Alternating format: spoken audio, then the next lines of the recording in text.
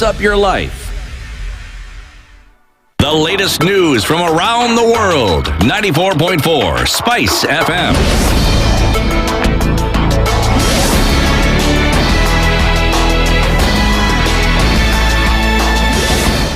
Good morning. This is the news. I'm Sheila Timbur.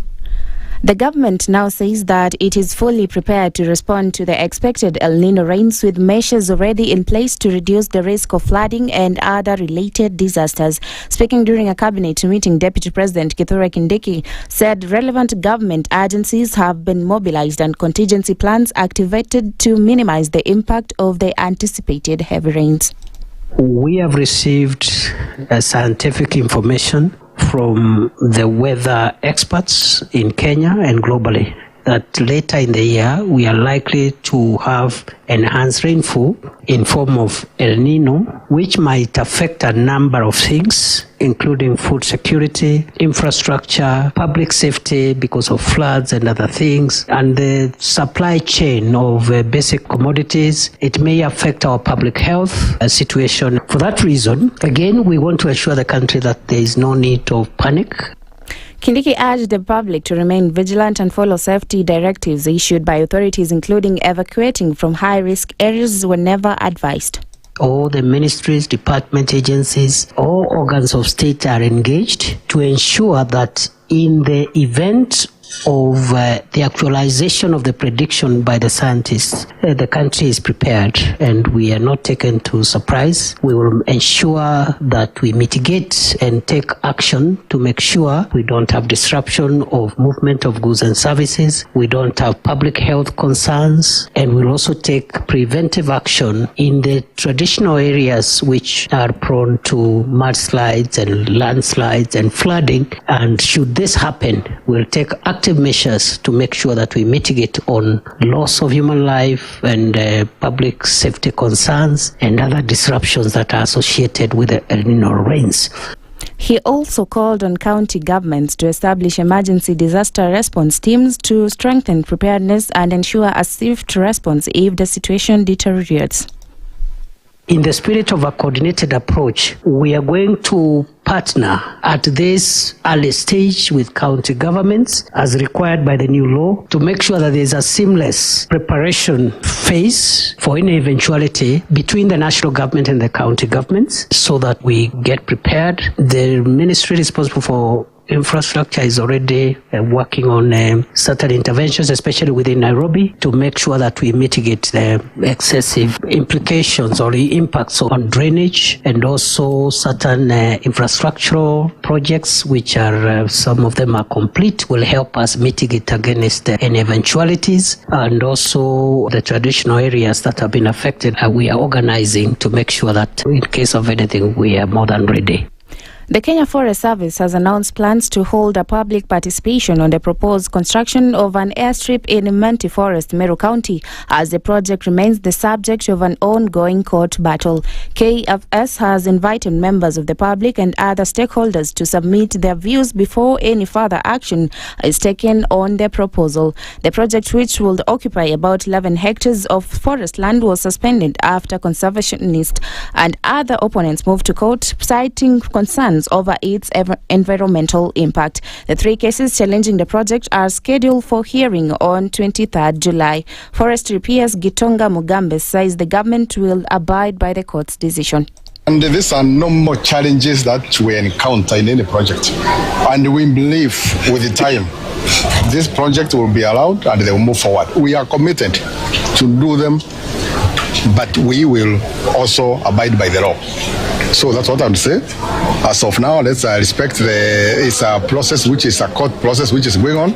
So let's not talk so much about it, but we believe and we know for sure the project at some point will be vindicated by the court and they will go on. And Mohamud Amin Ali has been appointed chairperson of the Rural and Urban Private Hospitals Association following a decision made at the association meeting yesterday. He succeeded Dr. Brian Lishenga, who resigned, citing an unsatisfactory working relationship with officials at the Ministry of Health and Management of SHA. And that's the news. I'm Sheila Tembur.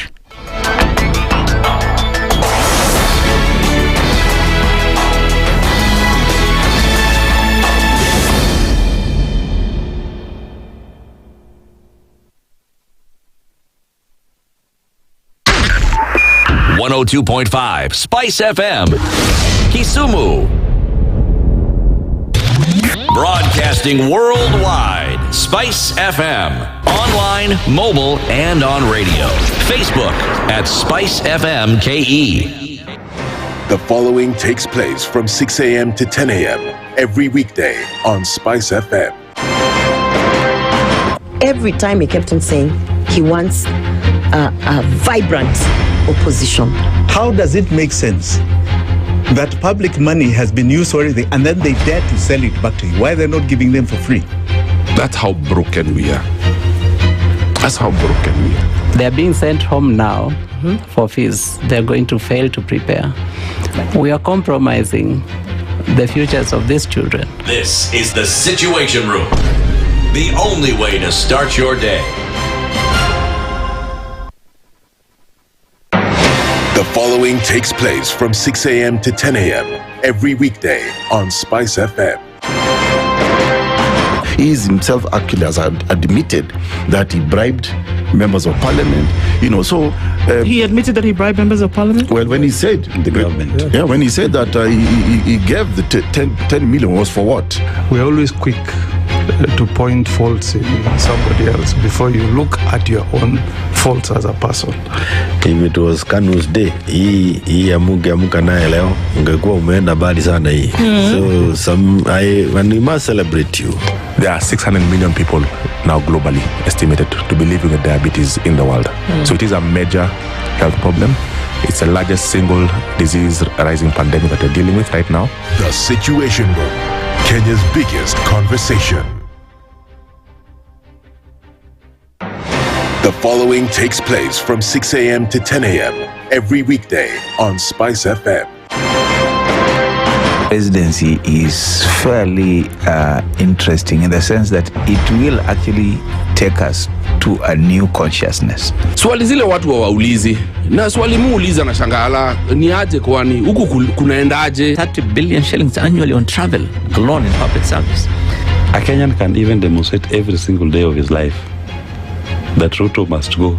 That is the only message of his demonstration. That is his right. That bribe blinds the eyes of the wise and subverts the cause of those who are in the right. This is the Situation Room. The only way to start your day. The following takes place from 6 a.m. to 10 a.m. every weekday on Spice FM. SRC's mandate is constitutional. It's not an advice. It's actually something you must do. Like now you abandon, of course, the narrative of Wheelbarrow, Mutuamjengo, Mamamboga, and all those, that rosy narrative. Your expenditure is 3.3 trillion and you're collecting only 2.5. Out of that 2.5, you're spending 1.8 trillion to service loans and so forth. That the CDF kit, it's itself a symptom of corruption. This is the Situation Room. The only way to start your day. The following takes place from 6 a.m. to 10 a.m. every weekday on Spice FM. I am also a publicly elected official. Okay. My salary is paid by your taxes. Yes. So if you need me to answer questions, we will not run away from you. Asante. We will always be here. The government itself is engaging in corrupt practices. That the government itself deliberately schemes to influence through bribery members of parliament. You pay for a passport online. Alafu you're told there are no booklets. I rebuke matters corruption because corruption has brought this country to its knees. This is the Situation Room. The only way to start your day.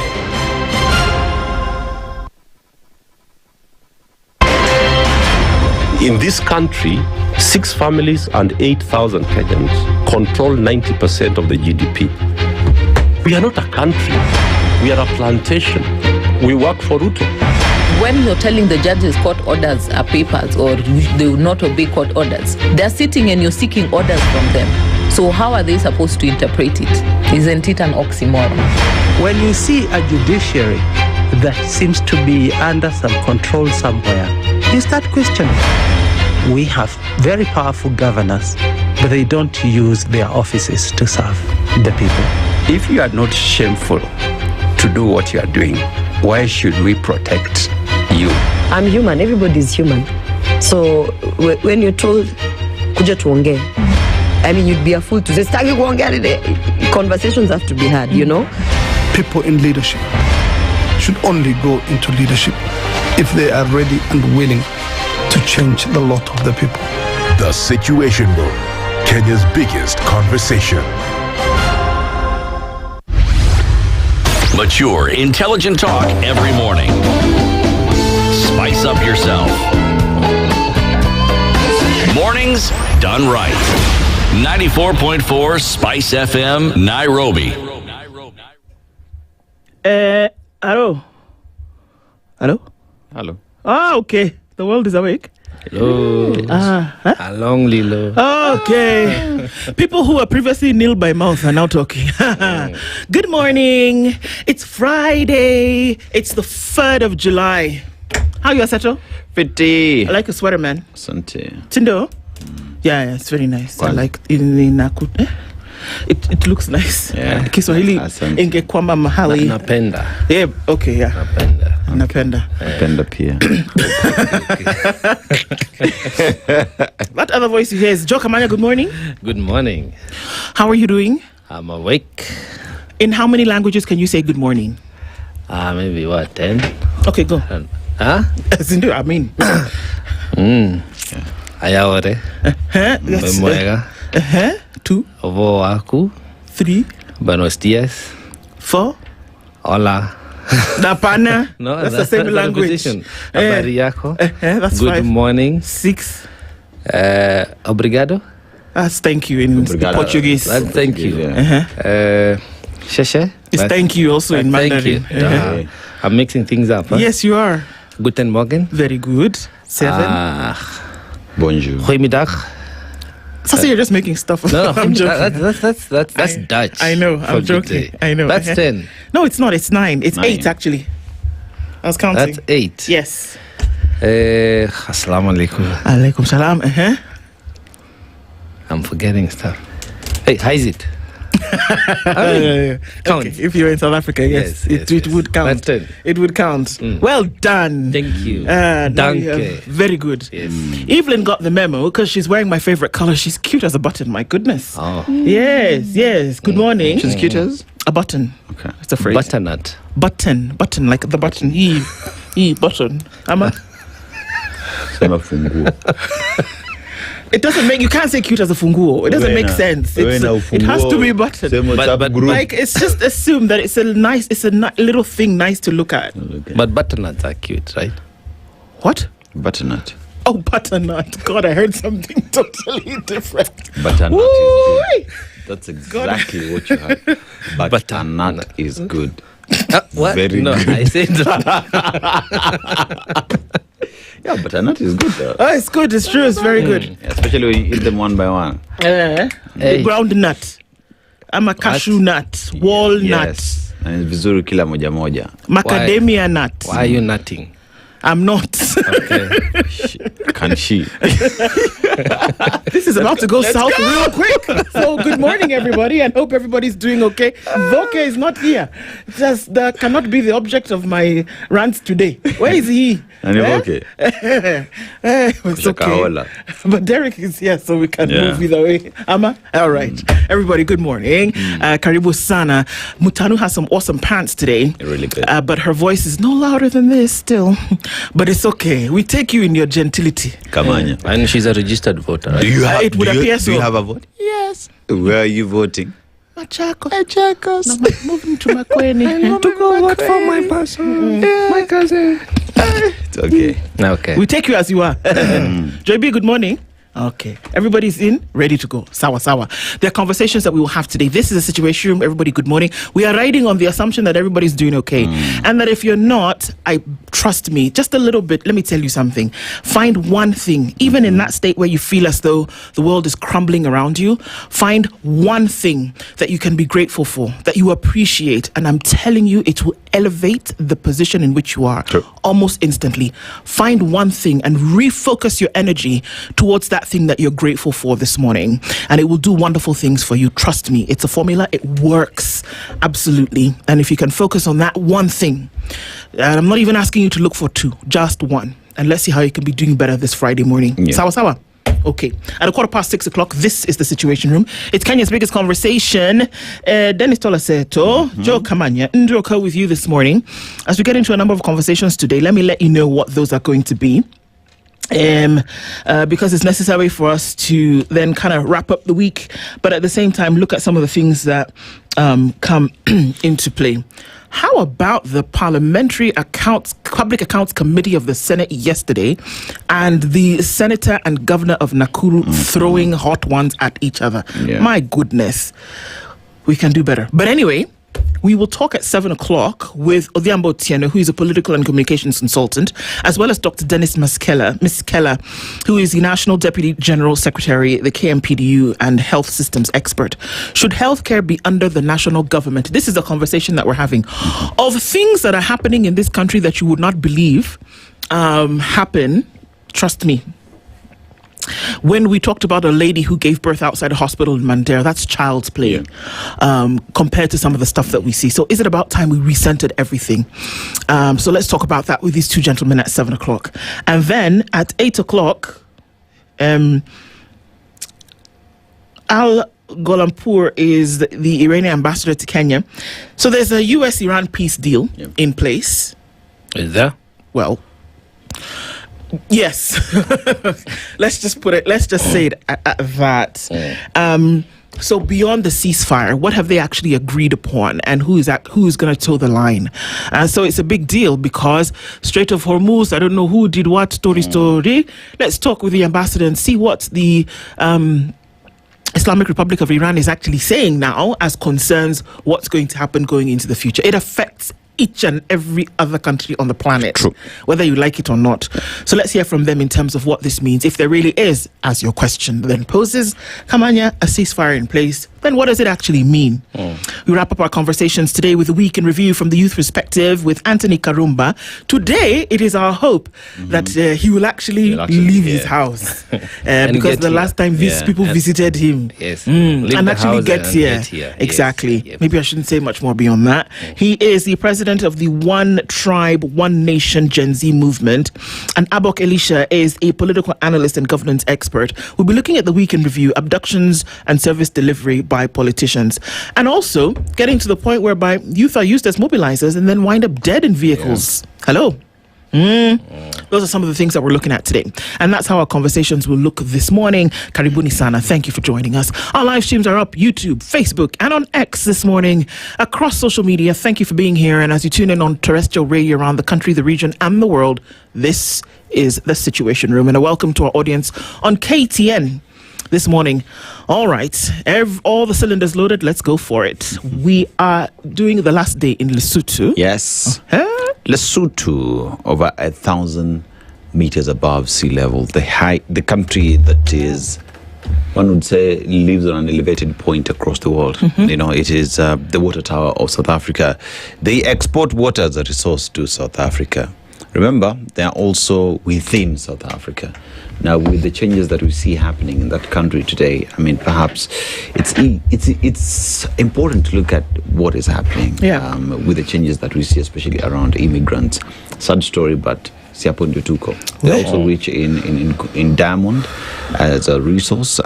You want to enjoy winter and snow? Yes. You just have to go to Lesotho. Yeah. The proverb, a person's character is their greatest character. A person's character is their greatest character or resource. A person's character is their greatest character. Yeah. Yes. Ama? Hey? Yeah.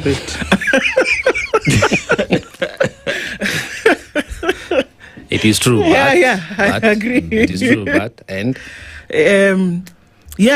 that's the thing that you can cultivate the most, because it's the thing that when people are discussing you, whether you're there or not, that's what they allude to, your character, and that you can't hide it. You can hide other things, but it'll come out at some point. So that's your greatest asset, I guess, in one way or another. Hama? Kamanya? Okay. You're made up of who you are. You know, like who you are. Who you are, what you are, is what comes out of you. I think it's about the fundamentals, you know, like the essence. All the... What is so intense about you as a person? You know, we have these facets that we always present and roles that we assume, but they are not who we are. They do not totally define us. We are defined by our core essence. And I think that is what, when it is progressive, it can take you places, can work for you. And also it can be your greatest obstacle. You know, like self-sabotaging also could come from whom we are, we are. I think it's about the core of existence of a being, because what you are, who you are, is really important. It can either it's the fuel that will drive you, or if it's not the right fuel, it will drag you. I mean, I would just look at it in terms of what also those in tech industry say, garbage in, garbage out. You have a poor character, the result that we see is just the same. You know, so goes to speak about who we really are, what defines us, and what that then becomes the outcome on how people see you and take you. So garbage in, garbage out. True. Yeah, okay. I guess I needed my brain to wrap around that a little bit. Yeah, so I can see that for sure. Are you characterizing? The character. Characterization of the character. Something like that, I guess. So let's say hello to people who are tuned in this morning. And those of you who, don't comment, but you're here. We know that you're there in great numbers. So thank you as we get into it today. All right, let's get into some insights, shall we? But first of all, let's say good morning to you. Keep coming into the room. Good morning from Mombasa is Peter Kiare. He says, no matter how good or bad your life is, wake up each morning and be thankful that you still have one. Yep, there you go. See, there it is. That it can be crumbling around you, but if you refocus your energy on one thing that you're grateful for, I think it makes a world of difference. G. Kenya says, good morning from Nairobi. Good morning to you. Margaret Wanjohi, good morning. All at the SpiceFM Situation Room from Houston, Texas. Happy Friday to you all and have a great weekend. Meanwhile, let's continue the great conversation. Let's do it. Robin Bogo says, good morning from Mombasa. And Bernardo Gamba says, good morning, spicing from Nairobi, nursing respiratory related complications associated with the biting cold. Yonia kusema unakohoa. Pole sana, brother. Keep warm. If you must, as you must, educate our people to take preventative measures. Nikubaya. Yes, it's true. If you can, stock up on the liquids, get some, immunity boosting, building things into your body. Lots of fruit of the citrus nature.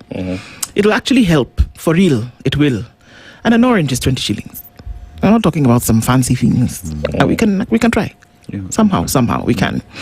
Douglas Kibogong says, good morning. The Song of Lamentation.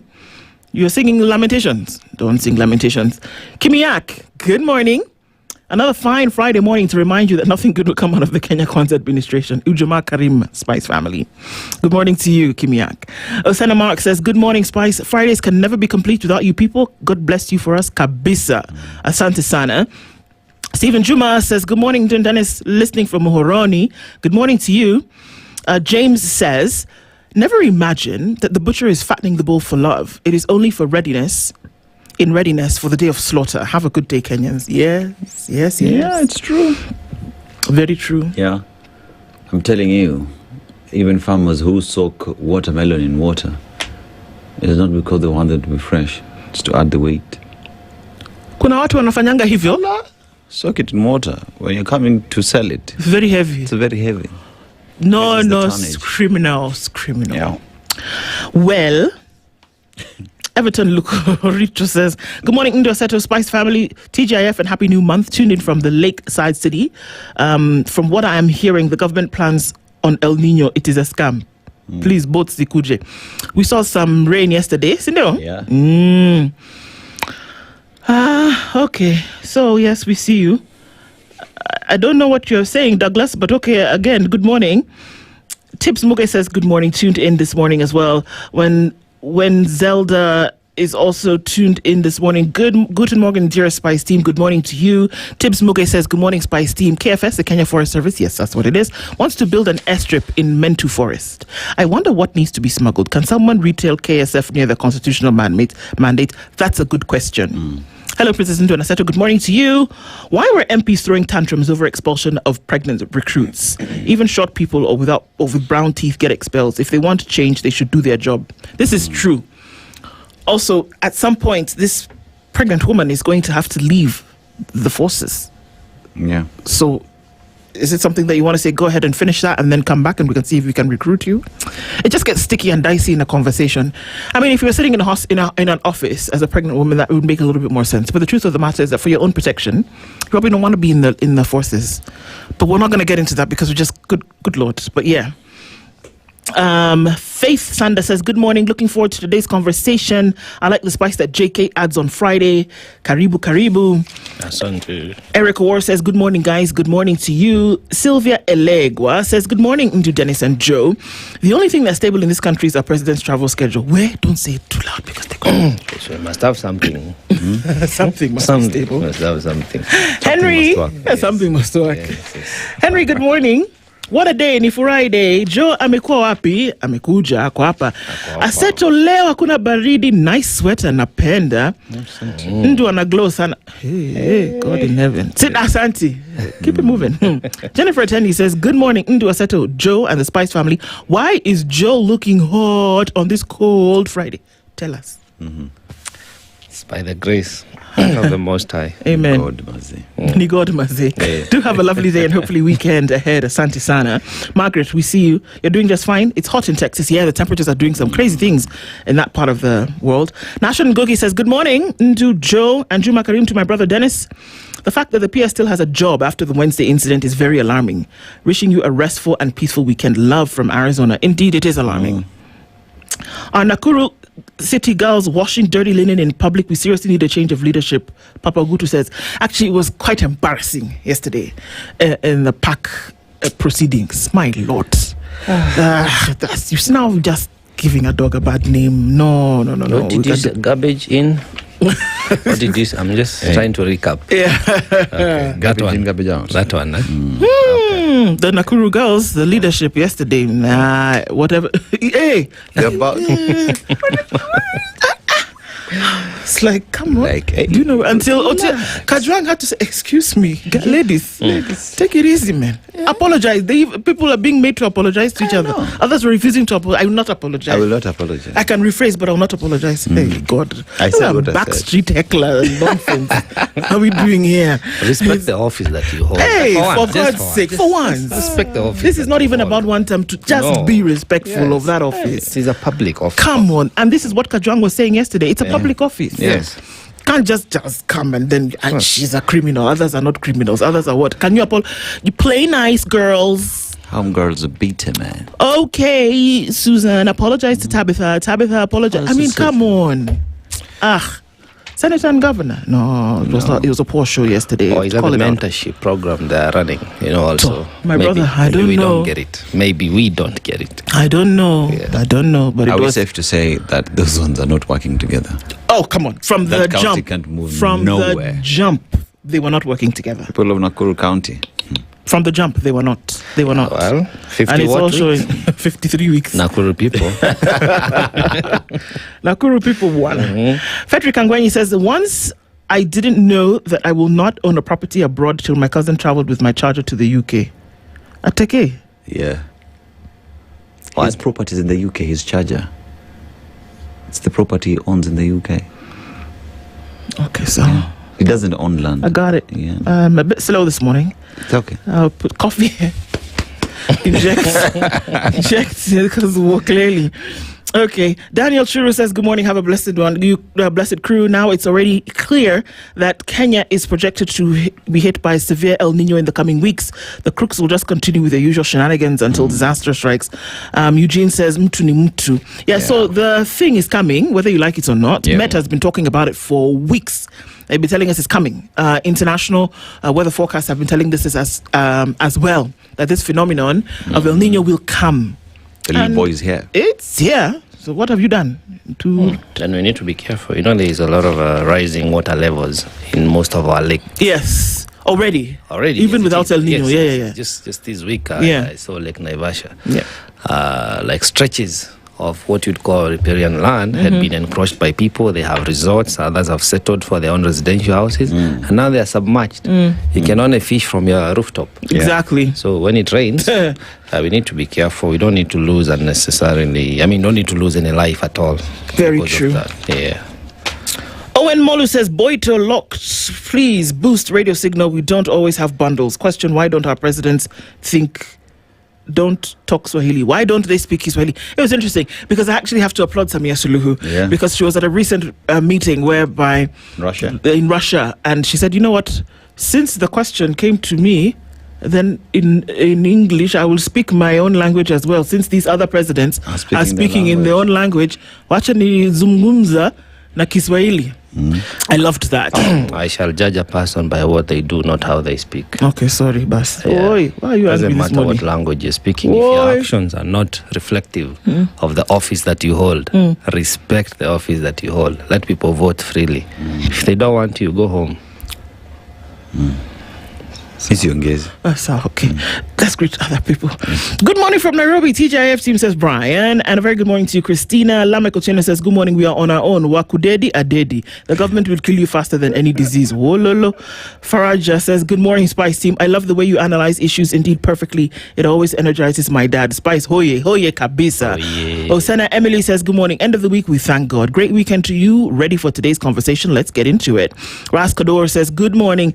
Hey, there is UDA rally here today in Eldoret. Instead of empowerment like they do to other areas, maybe Mamambogas, youth, border borders, here, Wameshiba. We are watching. Okay. Drift Session said, good morning, Spice, and happy weekend for us Kenyans. Just because we don't require much doesn't mean we deserve the bare minimum. This is true. Beja MDMZ says, good morning, tuned in from Paddington in London. Paul Olaka says, good morning, Wadao. Good morning to you. And Karogo is tuned in this morning and says, be blessed, guys. Always a great show. Karibu, everybody. Thank you for being here with us this morning as we get into it. What we're going to do now is take a quick break and see what's happening in the skies and on the roads, and we'll come back and see what's happening in the headlines. Good morning. This is the Situation Room, the only way to start your day. The weather with Spice FM.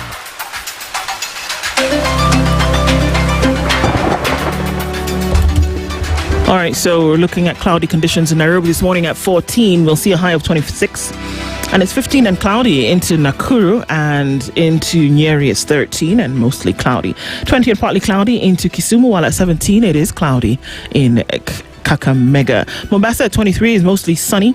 Sunny conditions at 25, also then into Malindi. It's 18 and sunny in Marsabit, while at 18 it's clear in Kampala and 21 and clear in Dar es Salaam.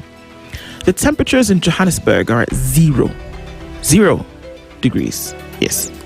0 on 0. It's 26 and clear in Lagos and partly cloudy at 14 in London, 33 and sunny into Beijing, and it's also 33. So how's that for extremes in New York Thursday night? 33 degrees. Coming into Friday, high of 37 in New York. Chilled Spice.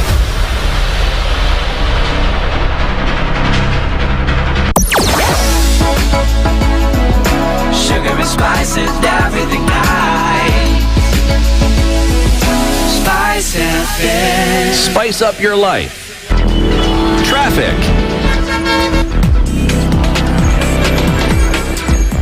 All right, so what does it look like?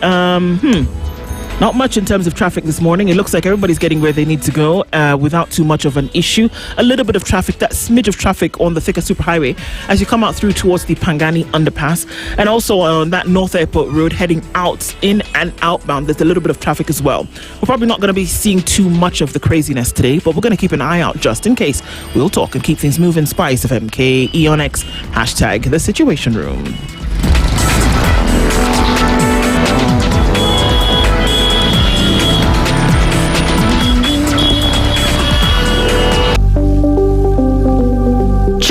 this Saturday, the 11th of July, as we talk to Dr. Maureen Owiti on our masterclass. She talks to us about fibroids, the symptoms, the treatments, and when to seek help as a woman. And on the Pink Lab this Saturday, we're talking to Professor Miriam Wanjiru Mureithi, who is the first female medical microbiologist professor at the University of Nairobi. Join us on the Pink Perspective on Spice FM with me, Ellen and Becky. Mature, intelligent talk every morning. Spice up yourself. Mornings done right. 94.4 Spice FM, Nairobi. All right, into it this morning, and we're getting into the headlines, and we'll start on Kenya's bold newspaper, The Standard. The headline today, thoughtless. Yeah. Whereas the name Fikirini means think, whatever transpired in the vehicle of Principal Secretary Fikirini Jacobs was anything but thoughtful. The fatal shooting inside the car has plunged the Youth Affairs Ministry into crisis, with Fikirini under mounting pressure to resign after recording a statement over the death of young mobilizer Cecil Ouma. As investigators pieced together the events that unfolded after a youth empowerment meeting in Okoh, allegations of a cover-up, conflicting accounts and forensic findings pointing to a close-range gunshot have intensified demands for accountability. That we should even be having this conversation is mind-blowing to me. Yeah. There are certain things that should have been done by now. June 30th, youth mobilizer Cecil Ouma was shot inside the car of Youth Affairs PS Fikirini Jacobs, where what transpired is yet to be established by investigators. You could have known it by now. It said that the two gentlemen who are his bodyguards are hiding. If you're hiding, then there's something wrong, no? I'm just asking. So far, Youth Affairs Principal Secretary Fikirini Jacobs recorded a statement with police over what transpired at a youth empowerment event in Nairobi's Okoh area. At least 7 other people, including 2 police officers and an official from the PS's office, have also recorded statements. Investigators believe Ouma had helped mobilize youth to attend the event. After the meeting, Jacobs allegedly handed him 10,000 shillings to distribute among attendees, but the youth rejected the amount as inadequate. Ouma reportedly returned to the PS's vehicle to relay the youth's response. What happened inside the vehicle remains under investigation. Hello, were there people in the car? Yes. Do they have mouths? Yes. We understand that the organ in your mouth that allows you to speak is your tongue. Are they moving their tongues to talk? They should be able to tell you what happened. This thing irritates me. Post-mortem, an autopsy found that the bullet entered through Ouma's left forearm before penetrating his chest, puncturing his lungs and damaging his spine. Pathologists continue to concluded it was a close-range gunshot, and they have recovered the bullet for ballistic analysis. So these are trained officers. Well, let's get it clear. I mean, that this is a PS. Yes. Yeah. Cabinet CS is the PS. The bodyguards that are assigned to a PS are police officers in most cases. Yes. Unless you're bringing your own personal bodyguard, but the bodyguard that is assigned to you in that position is a police officer. So their arms come from the armory. Right. Okay? If they were in a vehicle unless the bodyguards in question were Fikirini's personal boys, who he said, I don't want this one for government, I want my guys I trust. But this is yet to be established. Even if they were, even if they're not policemen, they are trained to handle firearms. Yes, they are. Since we don't have details yet, but it does not appear like it was an armed confrontation between the guy who was shot and them. So how do you get to unleash a gun and shoot someone close range and then dump them off the vehicle? Dumped them. You shoot them, you dump them on the side of the road. People picked him up and took him to the Park Road nursing home, and that is where he was declared dead. There were people in the car. What I don't understand, Fikirini Jacobs was in the vehicle when this was all happening, because remember, he went to the vehicle to tell him, where hii pesa wamesema haitoshi. In the vehicles when now they took off and were doing their shenanigans, and then they shenaned again until the man died. Now, see, you know who shot him, or it was just two whatever. You couldn't tell. Can you say what happened? Or this thing has to take time. We have to drag it out and say, let's find out and confirm and corroborate this, that, or the other thing. You know what baffles me and what angers me so much is the fact that this man was mobilizing the youth for him. So they know each other. Fikirini and this the gentleman Cecil knew each other. So by the time he was going back to Fikirini, he was going back to person they had met before and had an agreement, because by the time the 10,000 bob was being given to Cecil, they had had a conversation before, you know. But even after this man was shot, as I would not expect the PS, to tell us yesterday that he was invited. The best thing for him to do was, the first thing is to give an order for these gentlemen to drive to a police station then and report the matter. Why was that not the first place they went? Why is it that you are invited? The first thing for you to do in a confrontation like this, that someone has been shot dead, take that person to the nearest hospital, then drive to a police station and record a statement. My darling, when they threw this man out of the vehicle, who was in the car? Then you're right. There's no way. There is no. Why was that? Why was a police station or even a hospital not the first place you go to? Then you wait to be invited as well, like I said yesterday, like it's high tea. Come and have mimosas. No. You've not been invited. And man is dead and he was in your vehicle. This is what I was talking about. The debasement of value is something that needs to be really studied and or prayed against, because it's crazy. You throw someone out of your vehicle like a dog, and then now you say, I've been invited and I'm available to give any kind of support. I'm collaborating. Stop it. Shut up. You lost that opportunity. Come on. The loss of this life because someone is dead, It's not just like a cat was knocked off the road. Someone's child is dead. Someone's brother is dead. Maybe even someone's husband is dead. And we trivialize the matter by, trying to say, I'm available for investigation. I'll show up when I'm required. No, that's not how it swings. Guess what? You showed up. You were in the car when he died. Whoever was in that car is guilty of the loss of this life, directly or indirectly. Because there is commission and omission. Even when you don't take the right action, you're guilty. And I hope now that the long arm of the law will take course. And you see, even if assuming the PS was not in that vehicle, this man died because of an event that the PS was handling. And called him to come and do the job for him. You know what I mean? Whichever the case, you don't volunteer. This is not voluntary basis, man. No, man. And even to get in that car, you cannot get into the car of a PS. For him to have to get into the car, obviously, they knew. There was consent. They knew him. Yeah. And if they didn't know him, they should have arrested him if they want to say he was some thug and taken him to a police station. There you go. But nothing gives them a right to off him from this life. For whatever reason. It is unfortunate, and I hope this unnecessary loss of life. I mean, we just had a very successful, in a manner of speaking, commemoration, June 25th. We didn't have a single loss of life on that day. And then we lose this guy like this out of blatant arrogance and ignorance. No, it's unfortunate. We must say no. No. These are the things we must reject outrightly, and I don't understand why the PS is still in office.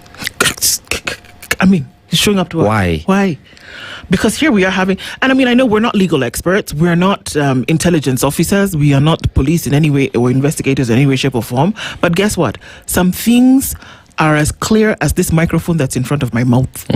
Come on. I don't think I need a law degree to figure out a couple of things here. It's logic and common sense. Logic and common sense. And that's just page 2. Headline. Kenyans are coming back from South Africa. Gunshot. I was shot and I lost my teeth. Those returning home speak of the SA ordeal. That people are actually being attacked. It's not a story. It's a reality. Lost war. Kenya fights epidemics without winning public confidence. We're going to have a health conversation at 7 o'clock today. By the way, watu wa Ebola. No longer an emergency. How? What's going on? So you shut down the project? No, but the people who needed medical, was sasa wanaenda? For Ebola? The infected or thought to be infected. Wako? They were gimmicks to justify the installation. So they don't exist? No. They're not sick? You'd be knowing of where they are. So no, by now we would have said, we are knocking at Kenya's doors, please, we are sick, let us in. But even when they were sick, wherever they were still being treated. So perhaps they are being treated at the source as recommended. And they can still be treated there. As it should be, As it should be. So they're still okay? Yeah. So Kenya actually didn't need to get involved? No. We are safe. Okay. We are safe. Hey, long live Kenyan people. Move on swiftly, I'm telling you. That was Laikipia. Yes. Yeah, thank you. Laikipia. Thank you, Laikipia. PS Fikirini grilled amid calls to resign over fatal youth shooting. Yes, it shouldn't be anything less than that. Yes. Fresh abductions cast doubts on states' rights reform pledge. It shouldn't cast a doubt. It should actually discombobulate it completely. It's going on. Combobulate. Because here we are saying abductions, people are being abducted again, and the state had said previously that there will be no more. What does that mean? That the state then did not know what he was talking about, because here there are more abductions. They had promised to stop. Yes. Yeah. To stop. Yes. So meaning they were actively in the know. Yeah. Yes. But now they have not stopped. Exactly. So it should not cast a doubt. No. It should remove it completely. Yes. Yeah. It doesn't exist. Is what? Combobulate. That's the word of the day. Okay. Maybe we can get Jimmy Mambo to do a little thing for us. The word of the day is discombobulate. Payroll heist, the ghost in government's payroll. There's a ghost everywhere. Jeez, man, it's like a haunted house. Ghost schools, ghost workers, ghost students, ghost everywhere. And they keep telling you about the high recurrent wage bill. Yes, then you're paying ghosts. No, there's no ghost. There's no ghost. There's no ghost. Every payment is attached to an account. You know the way people have goon squad? People now, my ghosts, where? Who pay my ghosts? Sort my ghost. It's connected to somebody. Yeah, true. Can we just stop this nonsense? Now, I wonder what CS Roku has to say about that. CS Roku is a little bit concerned about the DP position in the next general election. Not really about public service. On the ghost there. Hello. The only person who talks about ghost is the Auditor General. All over the place. How many weeks? 53. Thank you. Brutality. Police continue to violate rights of civilians. Oh, well, surprise, surprise. Today is the day for the pulse. It's Voke. Anyway, before that, King's grief as hospitals defy court ban on detaining bodies over bills. Dr. Miskela will be here with us and he'll explain a little bit of this for us to understand. There's so many moving parts of this drama. Money moves. Like now, that could be money moves as in the moves of money, or that money moves in terms of a verb, that it moves in enda pale. Yeah. So, yeah. Your physicians will not talk about the knee-high boots. There's another name for them that I cannot say on this radio at this hour. I'll tell you later. Slide in my DM. I'm gonna do that. But yeah, get yourself a copy of the Standard newspaper today. Get a copy of the e-paper if you can't. It's www.standardmedia.co. Oh, there's some relief there. On page 11 of the Standard. Page 10. The court has stated, the state has no power to shut websites. Yeah. That's a story that came in yesterday. That's a big win. That's a big win. Yebo. Oh, yeah. Twende Daily Nation. Daily Nation inasema. Now, there is a road, Nduh, Okoh, this might interest you. The road the other day that you're talking about in your locale was how much per kilometer?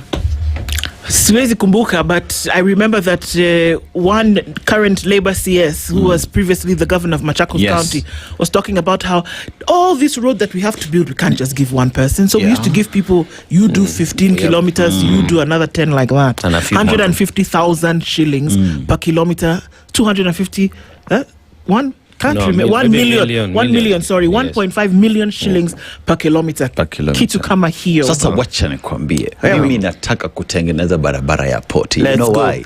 Because this is the headline. 6 billion shillings per kilometer road raises eyebrows. 6 angoa. 6 billion. Hey. Now, Kenya Ports Authority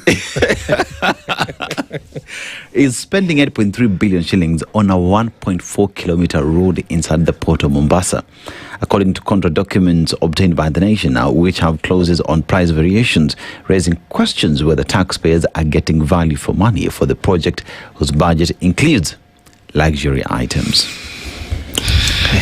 Luxury items for the road.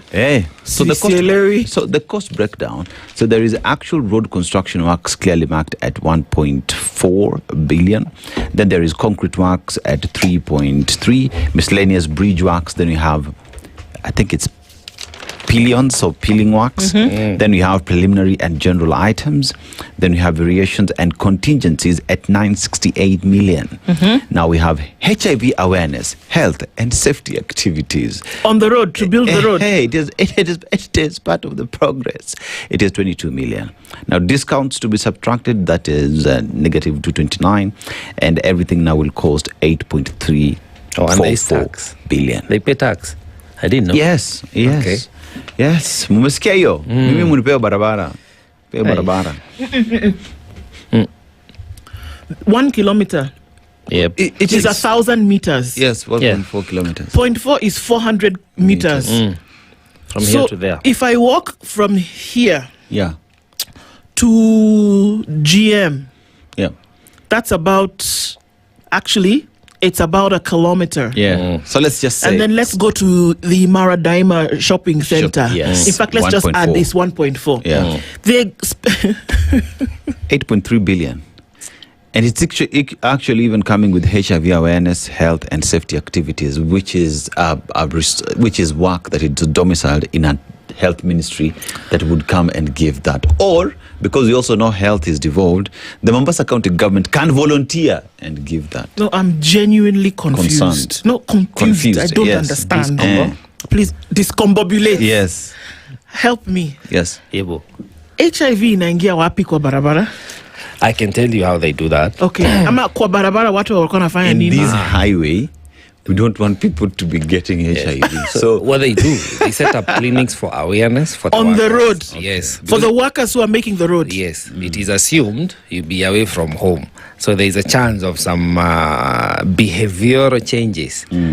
So they come and do awareness and supply equipment that will prevent prevalence and infection of other illnesses, HIV included.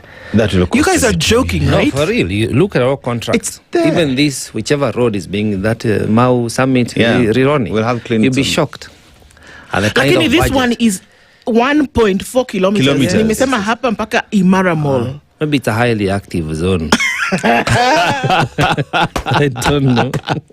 Hey, guys, well that is done. just the headline. Walala. Yes. Sorry. Then, I mean, and KPA did not respond to queries on the contract. Are you surprised? We are busy setting up clinics, man. You said it's an active zone. Very active.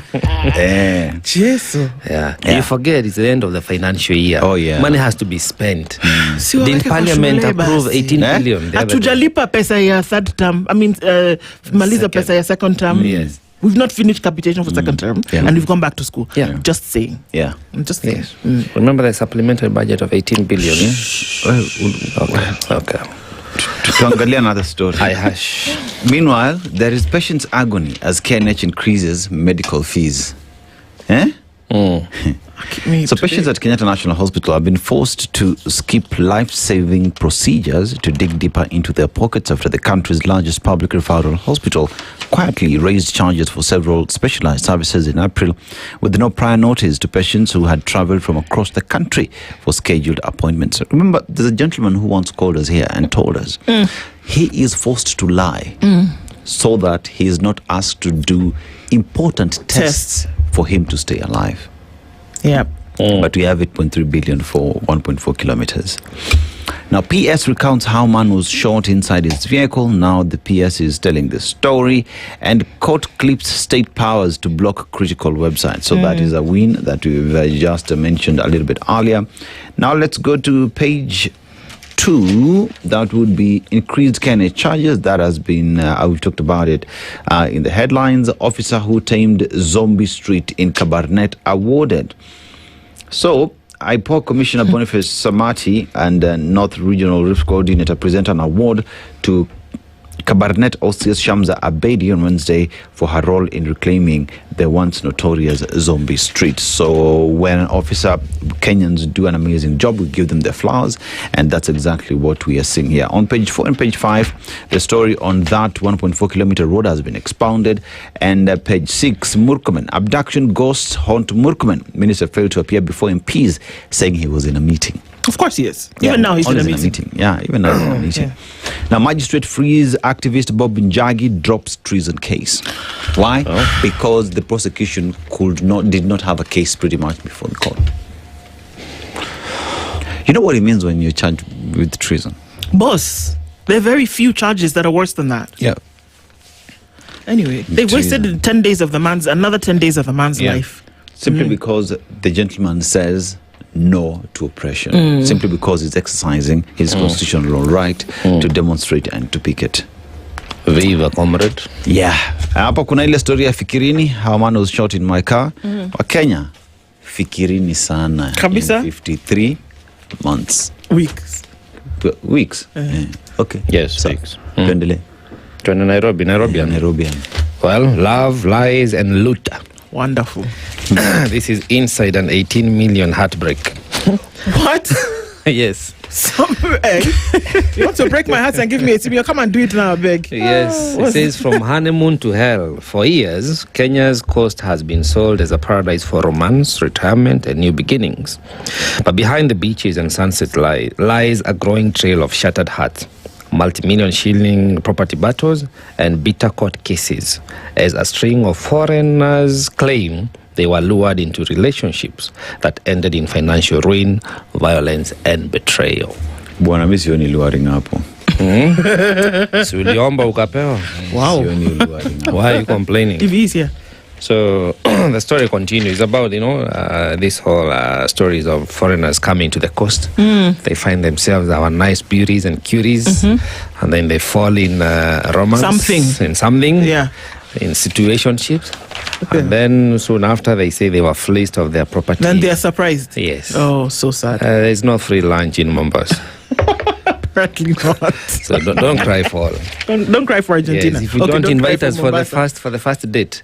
Yeah, we were not there when you people were doing whatever you were doing. So now don't come and tell us later. Stop it. Yes. So consent. I mean, to you adults. You agreed. You carried your two legs. Let me tell you. See here. Let me dedicate a song. Do me, I do you. Man no go vex. When you were touching, we were not there. I beg. Yep. You should not involve us in your wala. So another story on page 7 says Juju claims. You know what Juju?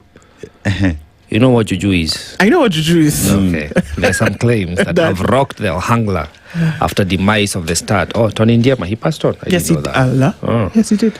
He says the death of Ohangla musician Tony Ndiema has reignited long-standing claims and speculation about the alleged role of witchcraft in Kenya's popular lakeside music scene, with some artists insisting supernatural forces are used to gain fame, while others dismiss the allegations as myths. Yeah. Okay. Interesting. We've heard of visits to Niger as we are approaching our general election. We're going to mix things for you. Yeah, so a lot of things. But sad to learn that we have some fake Viagra. Hey, Dennis, my guy. Okay. Why is okay? Blue pill. Yeah, it's fake. So now you were wondering, my friend, what's going on? Let me tell you. But I mean, how I wish that it was only Viagra that was fake. But we also have fake HIV test kits. Nani, please. And we also have fake ARV medication. Yes. In this country of ours. So that story continues on page 11. It says, alarm as fake Viagra and HIV test kits flood Kenyan market. Counterfeit Truvada, Viagra, HIV, rapid diagnostic test kits, and dialysis medicines are among counterfeit medical products circulating in Kenya, exposing patients to potentially life-threatening risks. According to Pharmacy and Poisons Board, this is tiring. Enhanced market surveillance has uncovered the fake products, prompting authorities to intensify the fight against substandard and falsified medicine. Can we enhance at the port of entry what gets into the country? Can we at least do that so that we don't come to later enhance surveillance? If you can enhance surveillance at the port of entry, we would not be here today talking about this. Can I give you a caption from the one must go? C.S. Aden Duale. I wonder why he's still in office. He says, if bad fuel gets into your vehicle, you lose the engine. But if bad medicine gets to a patient, they lose their life. Oh, so he knows. He knows.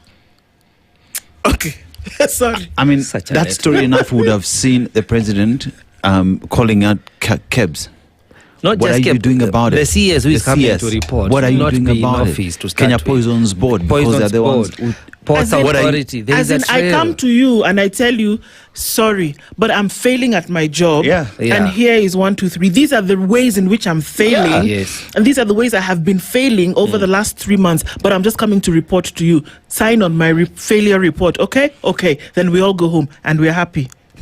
Nonsense and what? I mean, that most of the lives are lost.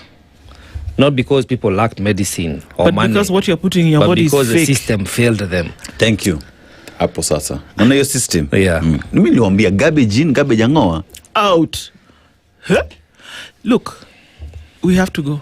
Okay. Because I Yeah. Okay. Meanwhile, Kalonzo is saying that I'm Rigathi's man. Yeah. Whose man? Sorry, it's the headline. He's what? I am Rigathi's pick for the presidency, states Kalonzo. Wacha tuachie hapo. Because you know what? It's 7 o'clock. Good morning. Good morning. The latest news from around the world. 94.4 Spice FM.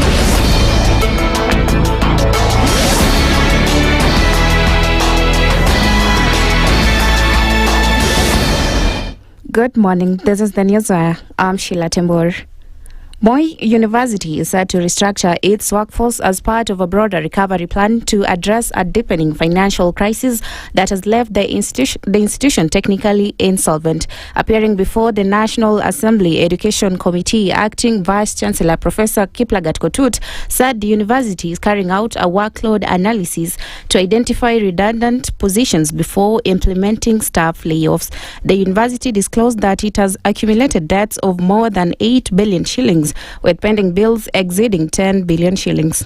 We see request for support for the recurrent expenditure. Number 2, Chair, is the pending bills, which currently stands at 10 billion shillings, Chair. Mainly payroll-related, Chair. That you have a deficit of 8.8 billion and liabilities exceeding the current assets by 8.6 billion. Yeah. That technically you are insolvent.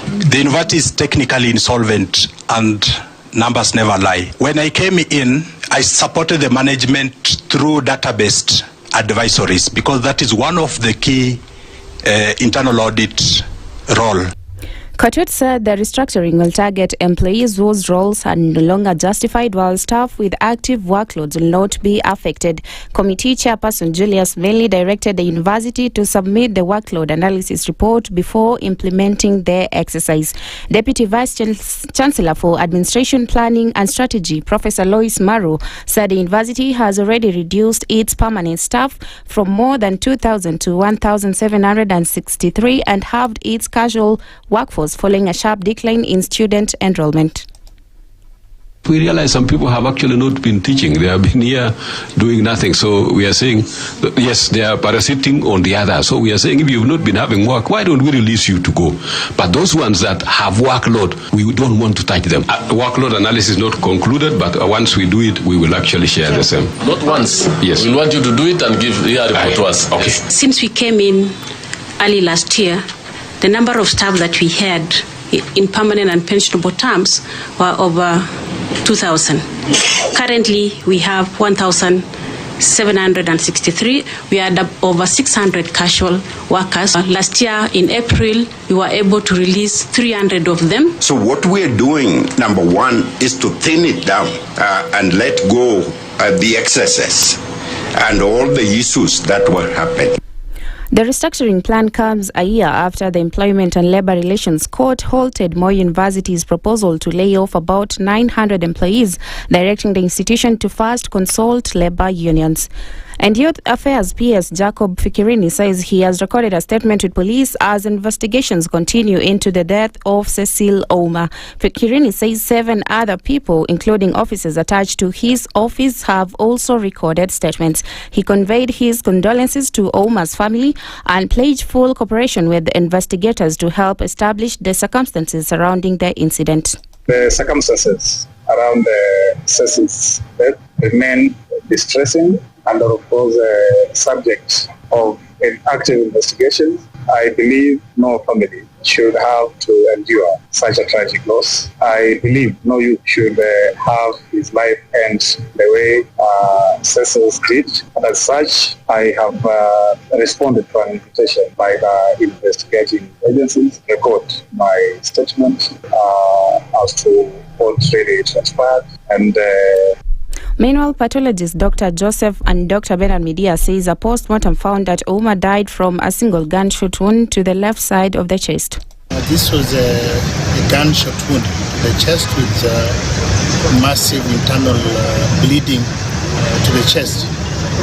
And specimens, including the bullet, has been found, retrieved along the spine, behind the spine, and it has been submitted for ballistic investigations. Of course, other specimens have been taken so as to complete fully the investigations. As per now, we hand over the investigative process to the authorities. And that's the news. I'm Sheila Tembor.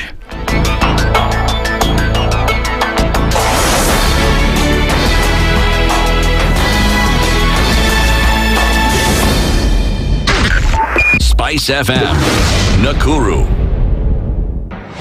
The following takes place from 6 a.m. to 10 a.m. every weekday on SpiceFM. Every time he kept on saying he wants a vibrant opposition. How does it make sense that public money has been used already and then they dare to sell it back to you? Why are they not giving them for free? That's how broken we are. That's how broken we are. They are being sent home now for fees. They're going to fail to prepare.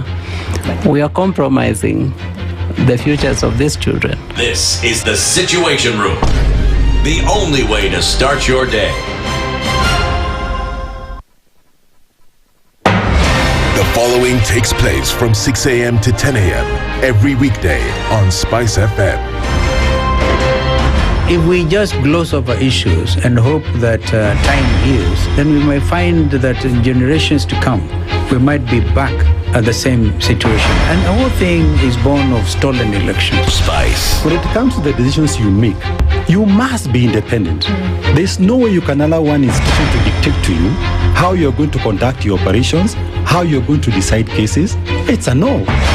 When you weaken the institution to the point where they cannot take action, then you realize that politicians have to come up and now start dealing with the issues. That conversation has to die. Our politicians do not like the hard stuff.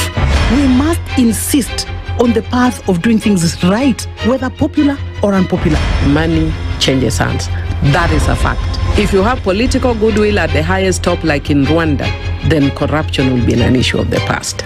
If you don't have political goodwill at the top, we will pass laws, we will amend laws, we will continue passing laws and re-amending laws, and nothing will happen. This is the Situation Room, the only way to start your day. The following takes place from 6 a.m. to 10 a.m. every weekday on SpiceFM.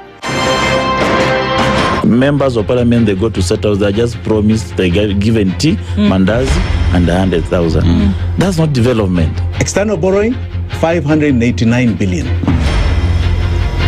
Are we on the same page? What did parliament pass? If anything happened to our president today, God forbid, that man would become president. Na ndio alilenga hizo stories za Shakahola. The real thing is our constitution has only one person who is accountable to us.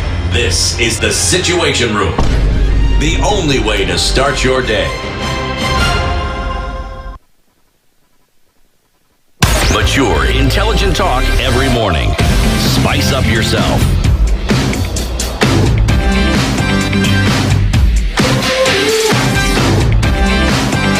Mornings done right. 94.4 Spice FM, Nairobi. Very good morning to you. It is 8 minutes after 7 o'clock on this third day of July. It's Friday. It's a final conversation for the week. But whomst are we not to have a thumping one at this hour? Because the things that are going on in the health sector, we have many questions. And hopefully we'll get some answers and some insights into that this morning. Joining us in our conversation today as we then look into issues surrounding health and whether whether it is actually time that healthcare should healthcare be under the national government? Odhiambo Otieno is a political and communications consultant and joins us this morning. Good morning. Good morning. How are you? Amazing as usual. As amazing as usual. Oh, okay. That laugh is from Dr. Dennis Miskela. He is the National Deputy Secretary General of the KMPDU and a health systems expert, joins us this morning as well. Good morning, Dr. Thank you so much. Good morning. You're well? I'm fine, thank you. Good. Karibu sana. Yes. As we get into this conversation, there are quite a lot of things that we want to look into. But before we do that, Dennis will tell you where he's taken us this week. We'd love your interpretation of the proverb. We're somewhere in South Africa, but ndani ya South Africa, a different country called Lesotho. Mm-hmm. So now the people of Lesotho are called the Basotho, right? Yes. If you want to enjoy snow, don't get outside this continent. Just go to Lesotho. Why? Because it's a country that is on the highest elevation across the world, 1,000 meters above sea level. They have the Basotho blanket, would make sense because it's a cold country, but they also export water to South Africa because it is considered to be the water tower of South Africa. Now, let's go to the proverb. A person's character is their greatest resource, treasure, or character. How would you interpret it? Doctor, how would you interpret it? Yeah, I think character is who we are, whether the people around us or not. Yeah, and I think that a human being stripped of all the material gains and all the titles just comes back to who you are, and long after you're gone, what remains is who you are, not just to yourself but to people around you. Yeah. So sometimes even in our practice as medicine, I keep on telling the doctors that patients don't care how much you know; they don't know how much you care. You know, that's character. Yeah, who you are to people, and people remember much more how you make them feel than what even you tell to them. And that's his character, how you treat those who can do nothing to you. So everybody must guard it with all that they have. Yeah.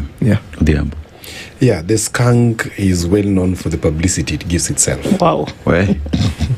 That's how you interpret it. Odhiambo. You can't use a proverb to explain a proverb. It's very possible in oral literature. It's interesting. That characterization of character. That's the characterization of character. When you talk about skunk, when you're carrying it out here, but that's well interpreted. Is speaking French. Someone once said, let's give somebody their skunk. Somebody said, it's Dennis's friend. Okay, there are two Dennises here. That's to be very clear what we're talking about. So who owns the skunk? But, okay. The skunk owner. The expertise is great. Well, let's start with that question then. Dr. Miskela, should health be under the national government? Let's talk about that, because we're also going to be talking about some things that we are seeing in the health sector, and we're really, really worried about. Of course, high on that number here is that we're looking at fake drugs, fake Viagra. Many people will be worried about that. Okay. Fake HIV tests. Even worse, fake ARV tests, fake dialysis, fake condoms. For goodness sake. There are fake condoms back. Fake dialysis. By the time you need to go get dialysis, your system is already falling apart. So what exactly is happening if the levels of creatinine, for example, continue to rise and that flushing doesn't work? And just last week, a woman gave birth outside hospital because they said, well, we can't offer you services because of whatever. We continue to see the disease burden rising. And so we're asking the question. And then apart from that, the brick and mortar of the health system for the last, many days has had a glitch, which I said, if it's 2-3 days, it's not a glitch anymore. It's a breakdown. All of these things are happening at the same time. Is it time that health was centralized? Thank you so much. Sometimes matters healthcare really break my heart, because healthcare world is really personal, and you fall sick as a person, and the family and people around you handle you and nurse you and experience the pain at a personal level, and we want to make it very private. We are all potential patients, because as long as you're alive, you're going to die someday. If you're lucky, you can die in your sleep without being sick, but most survive without to fall sick or be in a road accident or an accident of some sort. The courage of fire, that courage in Elijah are long gone. Yeah. So we must then ask ourselves that when that time comes that you need that care, whether to recover from or your final care as you go, is the system responsive enough? And I believe that healthcare should have never been devolved in the first place. Or that we live in a country where politics takes precedence over everything. And every time we question the wisdom of why healthcare was devolved, we are told that the teachers fought. Their union fought for them not to be devolved. Where were the doctors? Because KMA was just talking about when does life begin and whether abortion is a right or not. You know? And it's true that doctors are just trying to speak about science in TV shows. I was young and I could watch it. Yeah? But the teachers were fighting. So then it breaks my heart that so the doctors and the unions which didn't exist then didn't fight for this. Nobody saw it fit to fight for it. Yet even those who are making the law knew that they also fall sick. Yeah? Then we go ahead and make this huge mistake of not just devolving it, but devolving it en masse, because healthcare is over 90% devolved. And I remember when President Uhuru then tried to tell the governors to wait, we devolved it in bits so that we don't have to give them the whole thing to handle suddenly. The CUG chair, Isaac Ruto for Bomet, was like, no, Uhuru, you are fighting devolution, give it to us. And Uhuru, being the nonchalant guy, was just that, chukweni basi. So healthcare was then devolved without even costing the function. I laughed the other day when I saw Governor for Kiambu finally saying that these costs that are devolved were never costed enough to know that how much is healthcare, how much you need to send us. Because MOH cannot keep 176 billion annually, which is still higher than even the money that the county spent on healthcare nationally, when healthcare is 90% devolved. So they were told, wait, let's cost this thing before you take it, or let us devolve it per county. They refused. They were told, let's devolve level 1 and 2 community dispensaries, we see what you do, then you can add you more functions. They refused. They said, give it to us all. And the long run, who ended up carrying the burden? The poor Mwananchi, who this morning wakes up wondering whether they have to go to work or to go to KNH and queue the whole day to seek care. Which, by the way, at KNH this morning, we are being told that what you would not normally pay for certain things have been increased. Sometimes almost 3 times the amount. Colonoscopy that used to be 9,800 is now 25,000. Used to be 11,600 to get and a biopsy is now 27,000. An endoscopy was 6,500 is now 20,000. An endoscopy plus a biopsy used to be 9,000 is now 22,000. An ultrasound scan at KNH was 1,800, it's now 4,800. Consultation fee has risen by 400 shillings. You know, and that's the tragedy of our country. That's the choice between you living and dying. It's just about how much you have or where you land in when you fall sick. Yeah? Yet, it should be like that. Healthcare, and the law talks about being that you should get the highest attainable healthcare. Afya, bora, sio bora afya. So then you see families are being forced to do what? They're being forced to sell that cow that they are milking to seek this care that they need. And then mommy dies still after selling the cow, or they have to treat her, then the children are left orphaned without that cow to milk. They have to sell that land that they till to get the care that they serve. The people don't make it or heals it, that the land is gone. What? So we must then ask ourselves then that what gives in? And I'm so happy that for the first time in recent times, Kenyans have brought healthcare at the core of their conversations politically. So that the politicians know that healthcare has a value political, that you can go home if you run down healthcare. Well, Dr.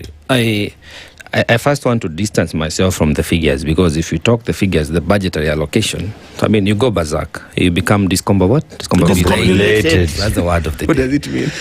You just confused, like break it down. Flabbergasted, if that makes it easier. Yes. But I would want to focus on the need for provision and accessibility of quality healthcare.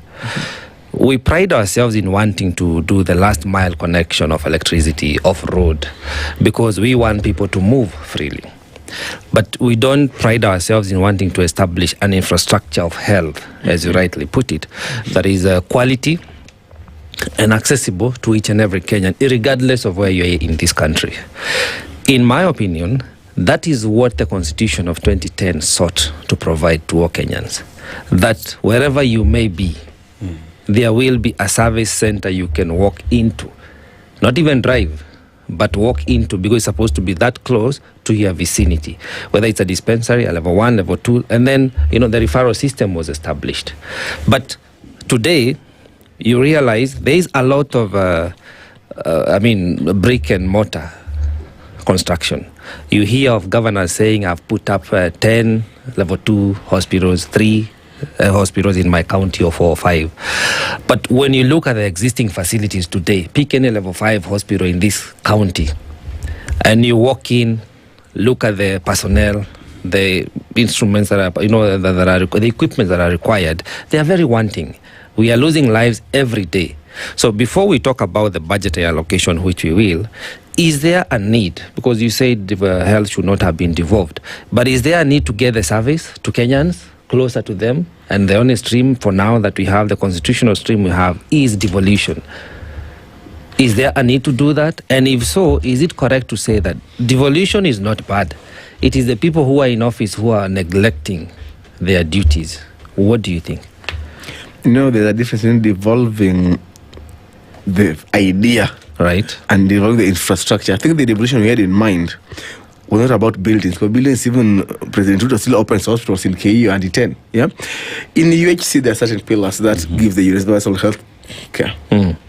One of them is the infrastructure that you put in place. And I can assure you that right now, we haven't passed the WHO GDP population ratio on buildings, facilities. For obvious reasons that there are kickbacks in constructing them. And the companies that are around it. Then you see every governor comes there to construct a hospital. Because as they are constructing the health center, pia wanamjengea hotel in the nearby market. You get that? That's one. Yes, the infrastructure. 2 is the pharmacy and the technology around it. The drugs and the ICT, still pretty well. There's still drugs, people are doing good theater business, we have had the managed equipment scheme and all the schemes that brings money. Albeit fake drugs. Yes. Then next, you have to have the technology or the ICT to keep the data and records and all that, just database decision making. Then you have to do the HR, the human resource, the people who work inside there. Which side do we have the biggest challenge? And I'll come back to that from the union point of view. But the numbers are low for obvious reasons that you cannot take his salary. So then they don't really like much about it. Then you have to finance all these things. So that the debate comes about, is it tax-based, in the budgeting, do we do the social health insurance scheme, private insurance, do we take grants from donors and all that? But WHO then adds an overarching pillar of these 4 pillars called leadership and governance. And that's where we have fallen short of glory. That in deciding to devolve healthcare, we did not care about, can we run healthcare 48 different ways? That we have 47 governors doing their own crazy thing.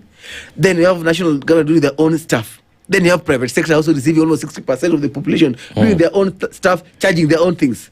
So you have all this madness in the country that there's nobody who can take charge. When the minister tries to take charge, governor say, no, we are independent, you can't supervise us. Every governor says that, for me, my priority this time around is mother and child. You did not focus on. In 5 years, he's gone home. Somebody else comes that, no, for mine, I want to focus on community health promotion. So there is no continuum of care. Yes, it's just madness. Jacom, with the aforementioned 5 pillars, where are the gaps? Because the moment we start messing around with service provision in the healthcare, we're talking about saving a life, preventing illnesses, and just safeguarding life in the essence of it, whether it's from the conception, from birth, or whatever phase of life. But where are the gaps? The gaps are glaring, especially from the experiment that devolution, especially with regards to health, is. And I think it is time to stop the experiment. We've experimented for a long time with the health of the people. It's in this country where we are having questions of affordability of health being a real issue that we're discussing, whereas health is a right, which means you get sick, or even before you get sick, you need to walk into a hospital and get treated without being asked for a cent. I've spoken here before about the infrastructure of SHA, which should not be as it is. It should have shifted into something else, and which I've always said that we should have levying high-risk consumables and let those high-risk consumables fund SHA, so that as we buy, because a free market, let that free market sustain itself, okay? Now that's one. 2, we have the problem of the systems. And how I look at it is this way. I strongly believe that results come from a system. They don't come from individuals. Now, when you're talking about an established republic like Kenya, Kenya has a system that works, or that should work.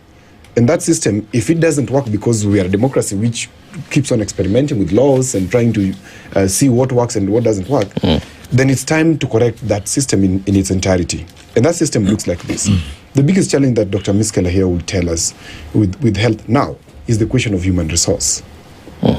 If you walk across these 47 counties, and even when I got the poster yesterday, I shared it on my Facebook page and asked them, what do you think? Should it be reverted back to the national government?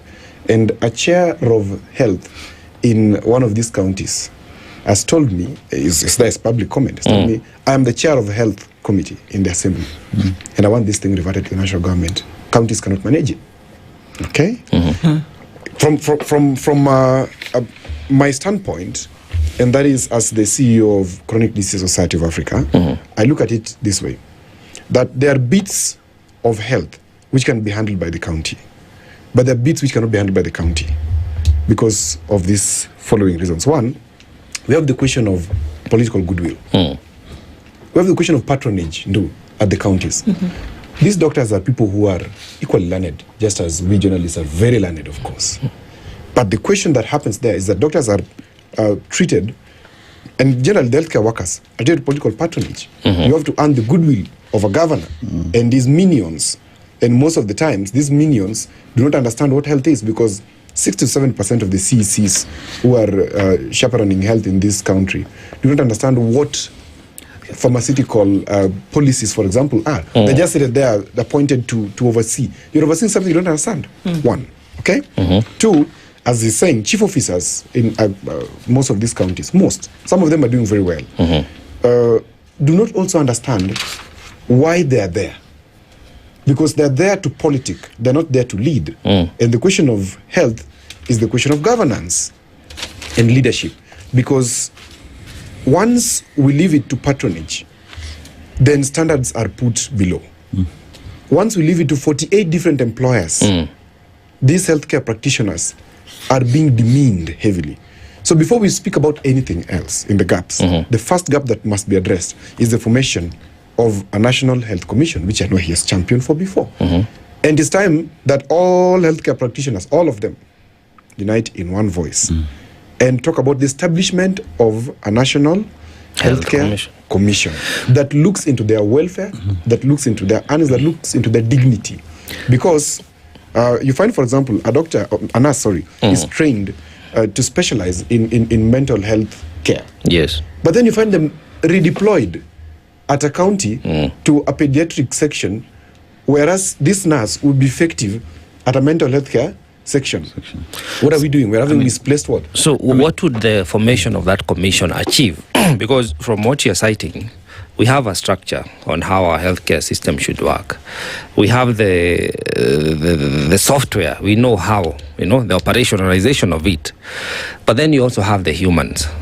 And I think it is the human capital in this aspect that is failing us, because even if we form a commission and then we have Dennis becoming the governor of that county, and then the appointment or the chief officer health is based on what you're saying, patronage and political endearment, you're still going to have the same problem.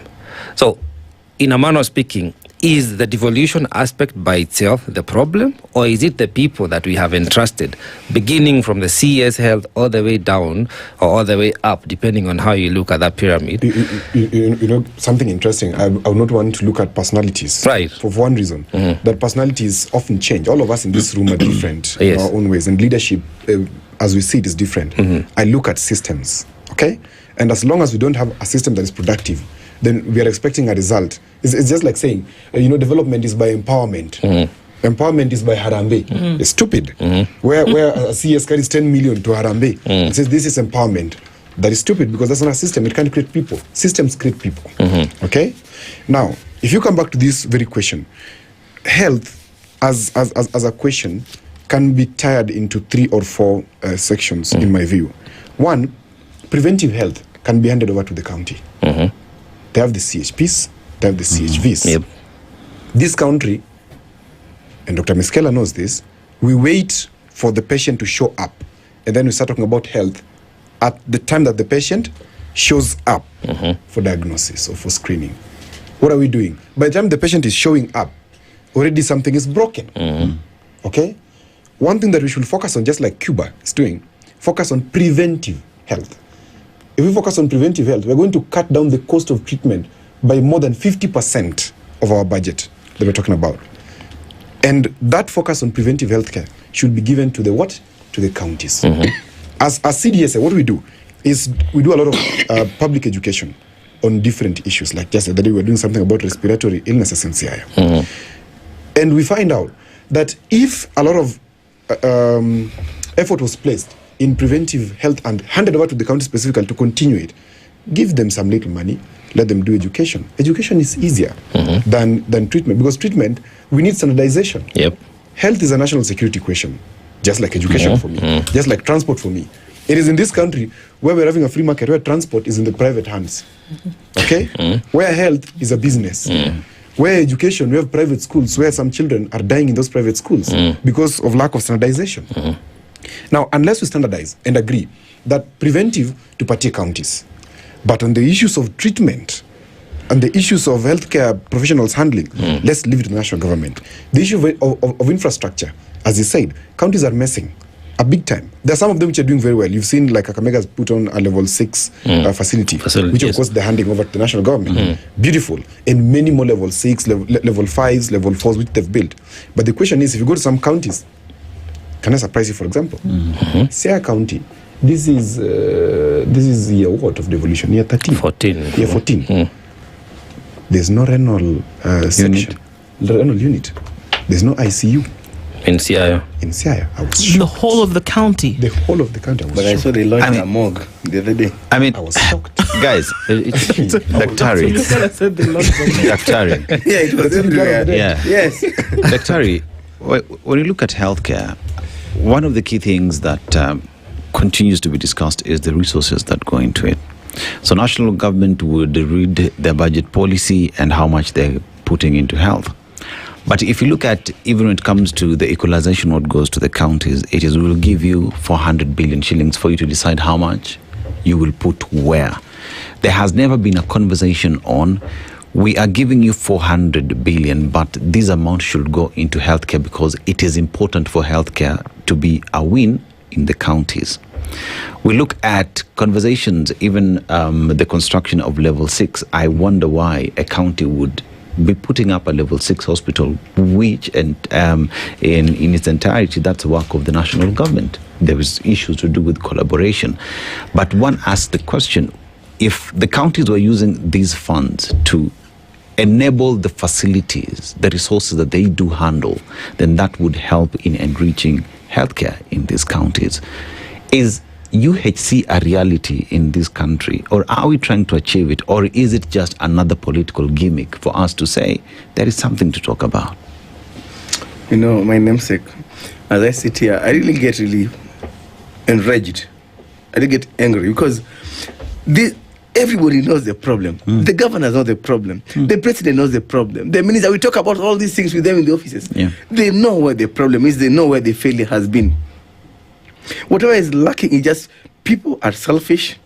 Because governors want to have this power that is just imaginary. That I want to be able to hire and fire doctors. How does it help you? The only thing I know it helps them with is that I know for a fact that to be employed as a doctor in this country, you have to give a bribe of 1 million shillings. What? To be employed in this country. Those county public service boards demand 1 million shillings for bribes. That's you're told do internship. That is the standard. That is the standard, Doctor. Yes, yes. Okay. Number one. Number two is about your second name. If you are a Luo and you go apply for a job in an Alu area, or number no. Enter out of the continue. For real, is that what's going on? Yes, that's what happened. That's what's going on right now. Come on, I will not be lying. You get that? You're being told, do that. But more importantly, is that in those payrolls, there are ghosts. Somebody tells you that you have 50 consultants, but only 10 are on the ground. 20 are just governors, campaigners, advisors on that payroll because doctors are the highest, so they have to sneak them into it. You get that? That's the tragedy of this country. And the issue around finances is only that while we acknowledge that we live in a country where resources is limited, but there's enough for our needs, but not enough for our greed. Yeah. What we now have is madness, because if you say that you don't have enough money to employ doctors, but then you have enough money to build a facility that is just going to be empty. A doctor, as Ms. Keller, we do even medical camps under trees, as we treat. But an empty building, we don't treat nobody. The contractor will go smiling and the governor will kick back, or her kickback, and they go away, do the other things. Yeah. So we have to go slow on this madness of building. Talk about Kakamega, beautiful word. Do you know before national government took it over, it had swallowed 10 billion white elephant. Yes. 10 billion would construct and equip a hospital to completion. You get that? So, kuna mchezo ya town. You talk about CHPs. Folks were told that get CHPs to help run private healthcare. Who do you go? Get your local goons and campaigners in the villages and give them those bags and tell them you are a CHP. They don't even know you how to take a blood pressure machine. But more importantly, that after you have told me I have diabetes or hypertension, then what? Yeah. You just caused me to become anxious. I land in the hospital. There's no doctor, there's no drug, there's no lab to do nothing. So that's not good enough. On matters of Health Service Commission and how we could approach this healthcare debate, if we were honest.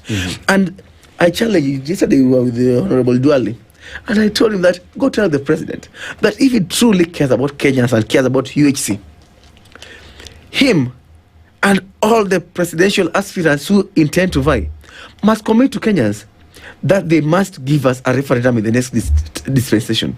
That let Kenyans decide. We don't even want them to have an opinion on it. Governors or politicians. Before Raila died in BBI 2, BBI 1 had the Health Service Commission. The governors went and blackmailed him and told him, if you put HSC, we are not supporting BBI. It had to be pulled off. In President Ruto's manifesto for order, he says that he acknowledges the problem and he promises to be a neutral arbiter on this case. The governors again blackmailed him and he backed off from it.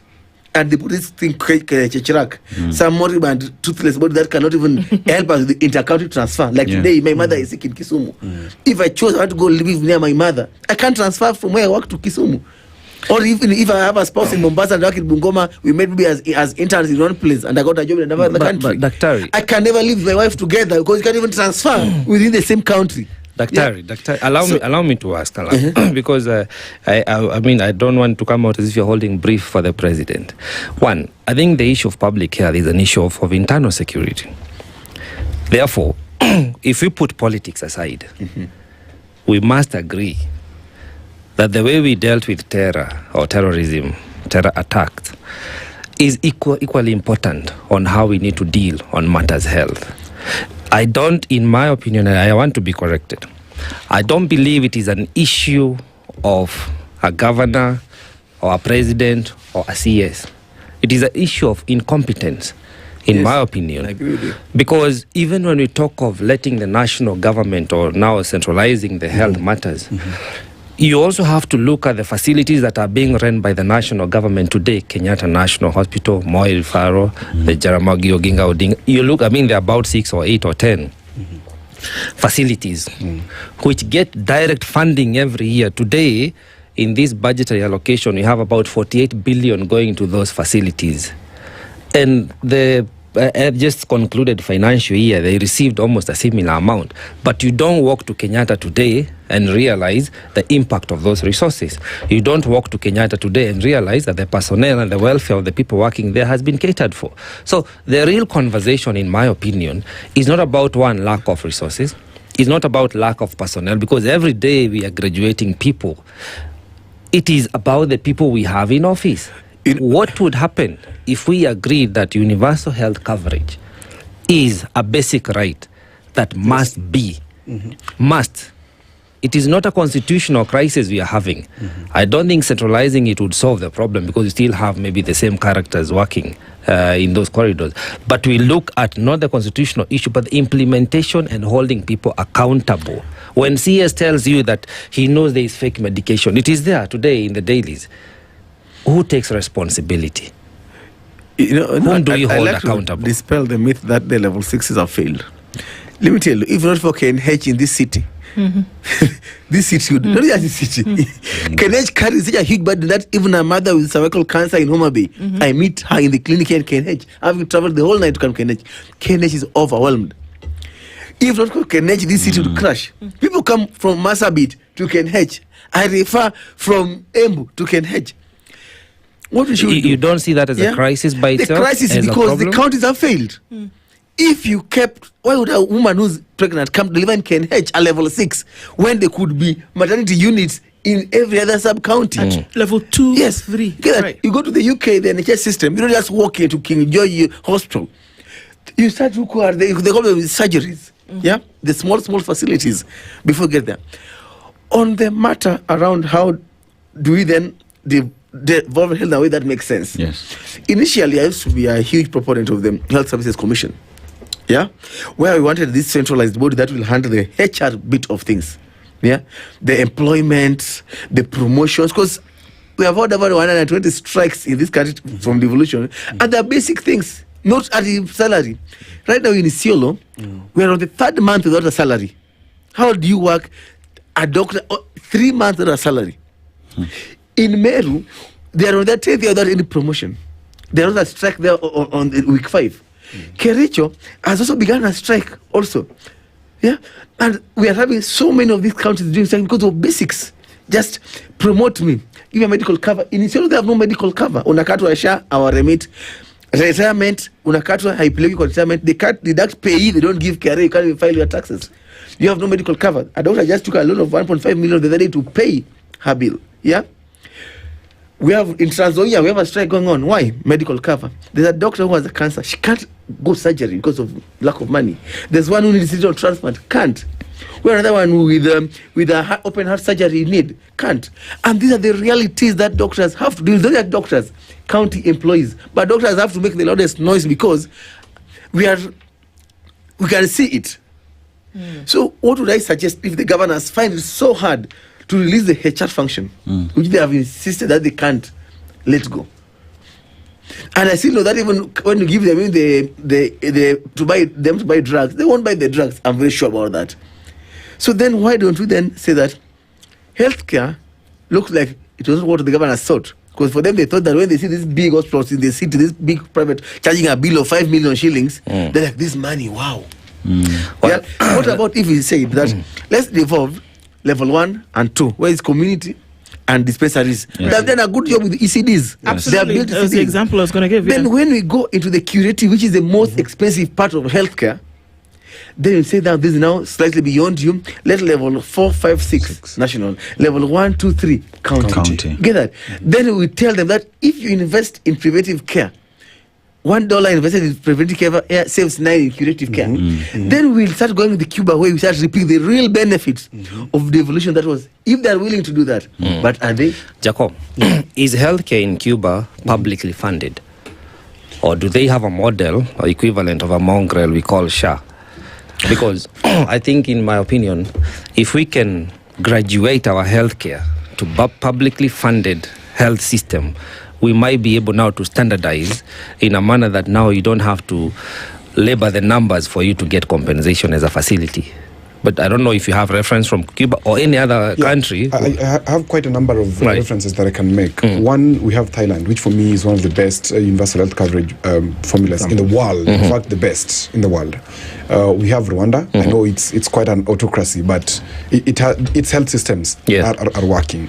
Of course, Cuba is one of the most beautiful ones because of their doctor to patient ratio, which is very beautiful. Because in Cuba, I think it's 1 doctor to 1,000 patients, or 10,000, something like that. Where are we in Kenya today? Kenya, roughly 17,000. 17,000 to one healthcare practitioner. Hey, actually, one healthcare practitioner, not even one doctor. Wow. Yeah. And in Kenya, we are graduating about 7,000 healthcare practitioners every year, against the demand of 70,000 every year. Okay. Now, set that aside. Right. The biggest question that then comes in is this. When we're talking about promoting healthcare at the level that everybody feels it, we first talk about the affordability. We hold medical camps, a lot of them.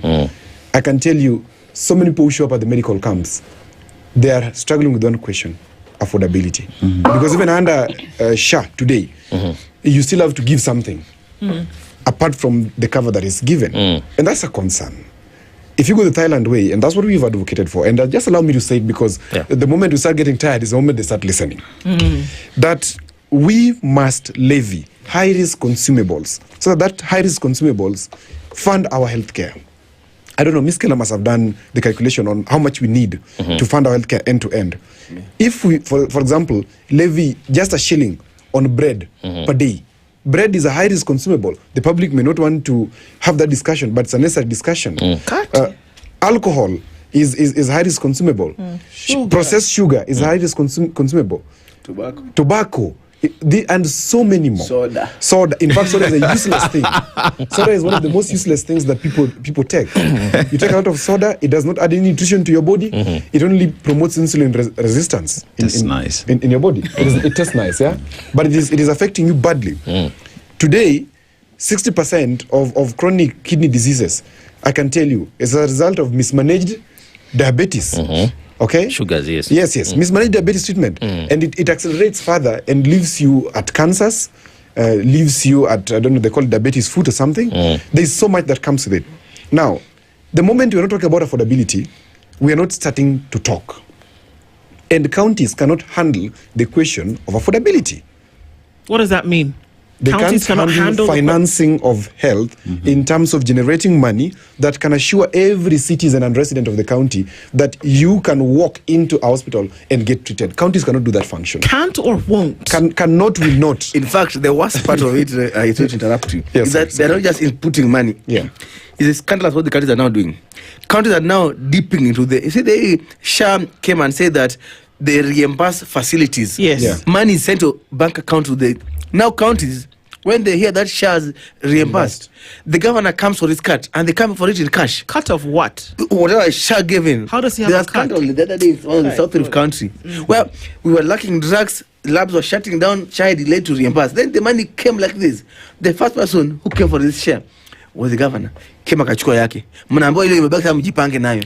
It's madness. But that's a criminality. It is. Yes, How it's do you have a cut? Leadership and governance issues. How do you have a cut of money that's supposed to go towards paying facilities for services that have been rendered to patients in the country? Because the challenge in this country is we have a question of eating.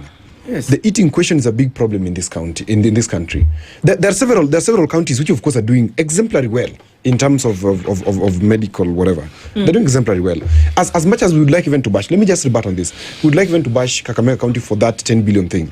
I would go again to the specific leader who was there then, who was Oparanya, and I'm not afraid to say it, that when he invested that amount of money into that level 6, he was hoodwinking the Kakamega residents. Because why should you start building a hospital which is not going to finish? Now, when the new governor comes in, he finds, there are so many pending bills here. I cannot even finish constructing this thing. So what do? The governor now, Barasa, hands it over to the national government. Says, you know what? Anyway, level 6 is under the national government. Chukweni hii kitu, mumalize. Okay? Yeah. So yes, there's that, which is bad.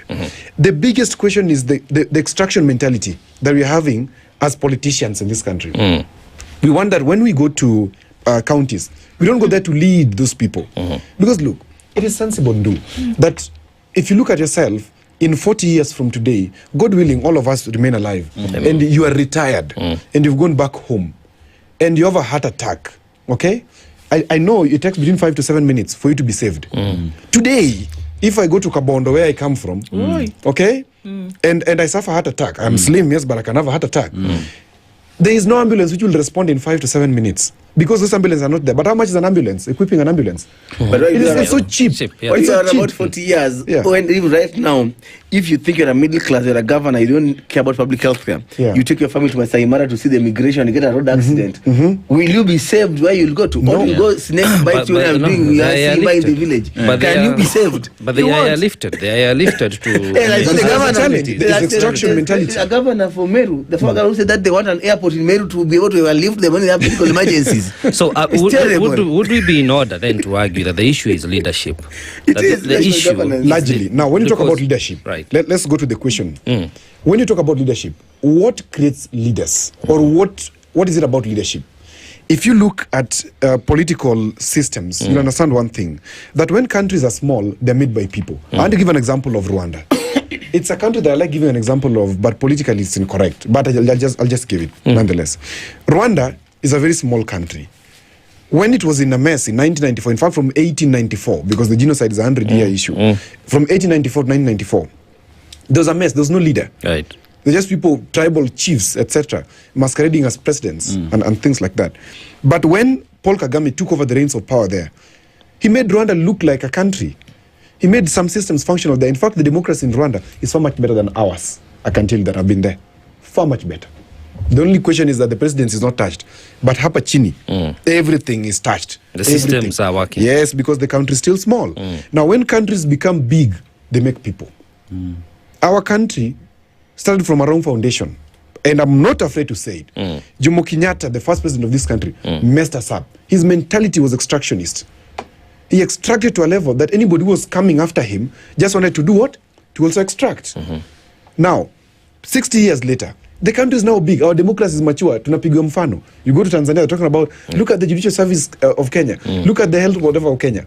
Can we make it better? We are stagnating somewhere there. The reason why we are stagnating is because we have allowed politicians to take charge of our systems.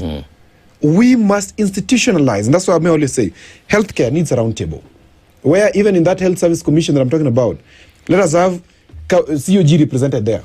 Let us have the national government represented there. Let us have the public represented there. Let's have people who are fighting for chronic illnesses like us represented there. Can I ask how that's supposed to happen? Because I'm a bit perturbed, actually a lot perturbed, by what Dr. Miskela is saying here.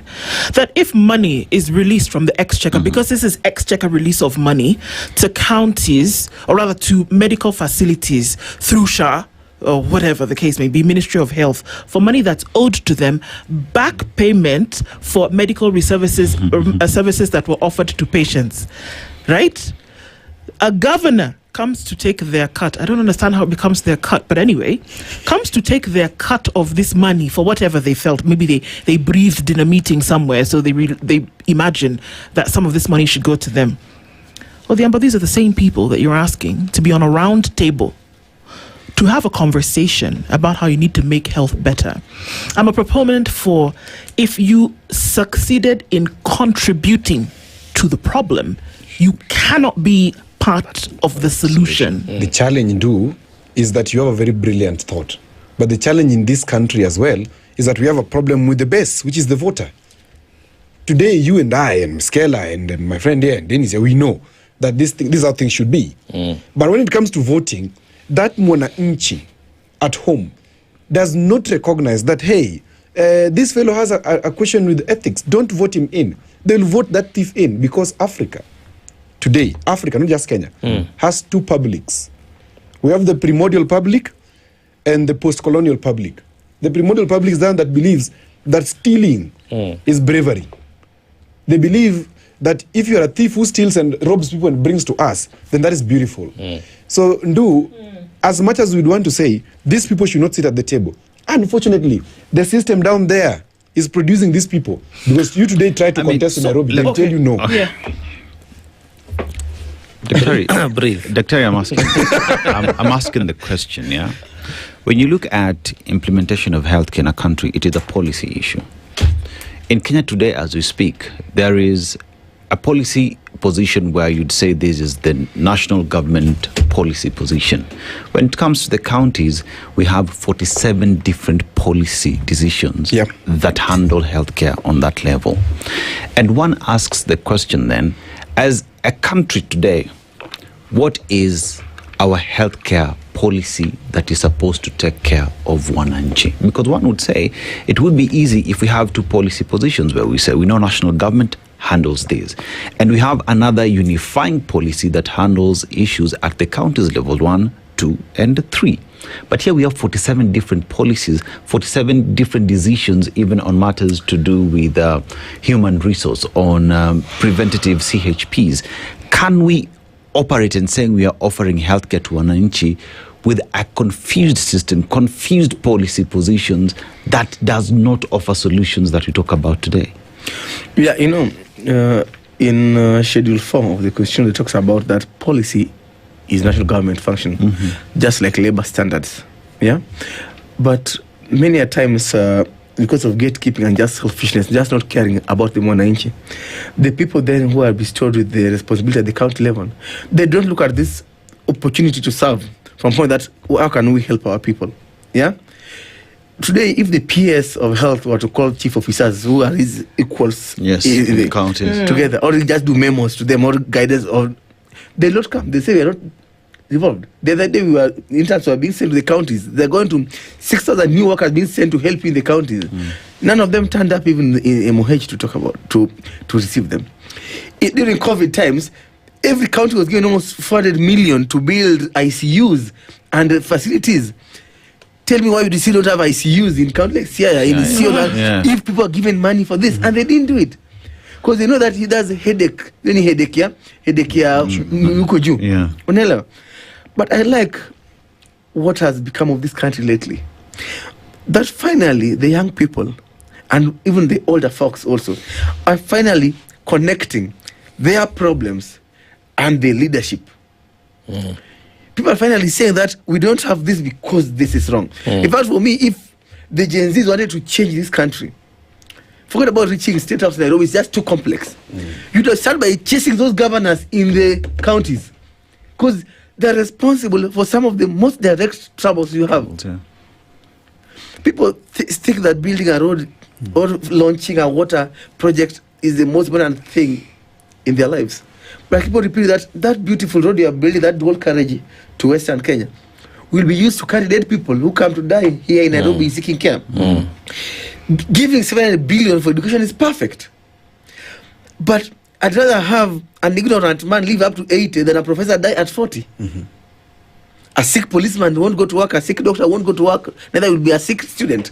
So if you didn't learn from COVID that healthcare is the center of it all, and until we put our mouths and our monies where all this is happening at. Doc, let me ask a question. Today, if, say, Cabinet Secretary calls a CEC in Mombasa, say in maternal health, Mombasa, would the response be the same with him calling another CEC, say, in Turkana? It will. You know why? At a good example, the UHC staff. The UHC staff were hired when the monies came from a donor, say that we want to support you in fighting COVID. But this money, if you send to the counties, most likely they'll never use it to hire. Or they'll hire just their local goons and claim they're healthcare workers. So MOH decided to employ centrally, then send these folks to the counties to help. Part of the deal that was like we support like for 2-3 years, then you on your side absorb them and pay them. MOH then goes ahead and allocates 8 billion for people to be absorbed and to be paid on PNP, permanent and pensionable. But the government then said that no, you can't give us workers, you can't tell us what to do. So right now, the young people who saved this country are not yet converted, not because there's no money, not because MOH has not given the direction, and the president himself gave the direction. Government said no. You give us the money, we'll decide who we want to employ. Because we want to do other shenanigans around it. That is the kind of nonsense that is going on. And rather we are stuck with it. And also perhaps, Daktari, it might be nonsensical for the governors to claim that, but also they could be landing on the constitutional right that the health is devolved. So I think also the national government should not have the luxury of picking and choosing when to implement devolution. If a function is devolved, resources should follow. However, if a function is devolved, you need to also make sure it's just like a communication. I can communicate to you, but true communication is when there's a feedback. So when I say that it's devolved, we must actually have to see the thing live out. But in this case, I believe that people are riding on this devolution thing for their own shenanigans. If we actually see that form follows function and that money actually follows this function, then we would actually see healthcare being a thing where it is operationalized around the country. People wouldn't be dying from things like malaria. People wouldn't be dying from things like there is no ambulance, there's no IC. I mean, for God's sake, 20 billion shillings has been given to a county, there's no ICU. That's the basic thing that we're talking about here. So maybe my final question would be... Exactly. So my final question would be: would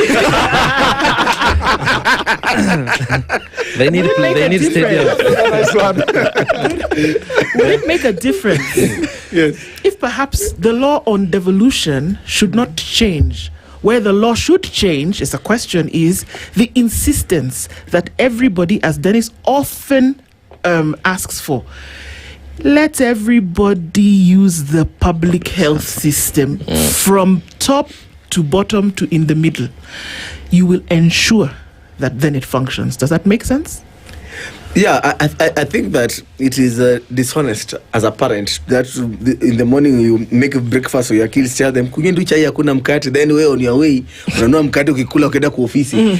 Or you cook, you run a hotel here, but when you're going for your meal you buy food from the next hotel. That's what they're doing. You run health in your county. When you fall sick, you tell us how God saved you when you came to Nairobi hospital, whichever hospital you went to. Or somebody whose nose was broken in Bomet and went to South Africa. How do you run health and you don't protect yourself? Yeah. My plea to wananchi is that please, in this coming election, make healthcare your agenda. It's beautiful, all these are stories you're being told, but make healthcare. You can only live long to see that Singapore we hear about if you're alive. Then we can't see Singapore. So, from the MCA, ask them what role have they played, or what role do they plan to play on oversighting and budgeting for healthcare. To that governor, to the MP. Yeah, some of these laws we cry about, share bad, share good, blah, blah, blah. These are laws that can be changed in parliament. Yes. Which MP, even those ones in Chile, Wananchi, Linda, Kenya, what have they done in changing that law? They can just be talking on TV and on podi and don't bring it to the ground. To Linda Afia. Yes, to the governors, to the president. For me, I say that if I were to meet the president, one thing I'll tell him, and anybody who's vying, and we'll look for them as a union, you have to tell us that, are you promising us not to take away the evolution of healthcare, but to give the wananchi a chance in a referendum to choose for themselves whether they want to continue dying like now or they want to live long enough. And that's where we ended this morning. It has to be an agenda that if you are sick and across board, there's nothing else that you are doing. And not just sick, but not in your body, but also how you operate. Dr. Dennis Miskela as well as Odhiambo Otieno, thank you for joining us this morning. This is one conversation that we cannot keep on the back burner. It has to be front and center. Asante sana, both of you, for joining us this morning. Wamesema tuache mchezo mingi. Waache mchezo mingi. Enough of the study.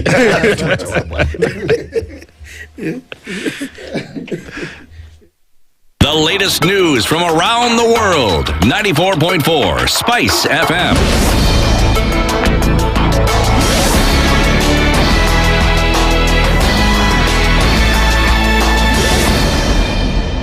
Good morning. This is the news. I'm Sheila Tembur.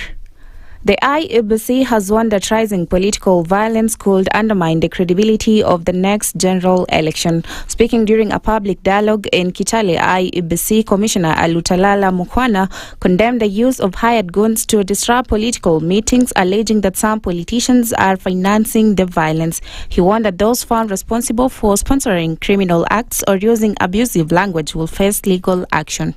That understands their challenges and therefore prescribe solutions to those challenges. And the young people, by understanding what they want, they force a competition of issues of how to tackle this challenge. Kwamba viongozi wetu wa kisiasa wakome kuwa ni wenye kuwasajili vijana katika kushiriki uhuni.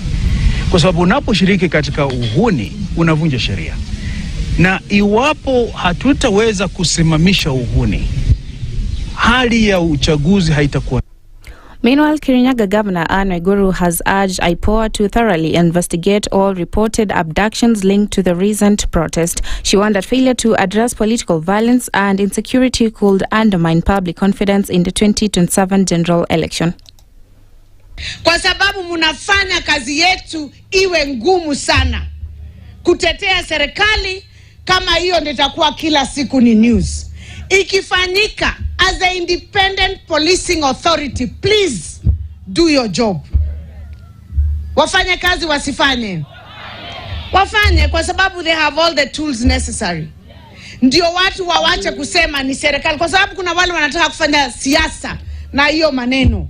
Sasa waanze kutuingiza hapo kwa hiyo maneno. Hiyo sio maneno ya serikali hii. Sisi hatuko huyo upande.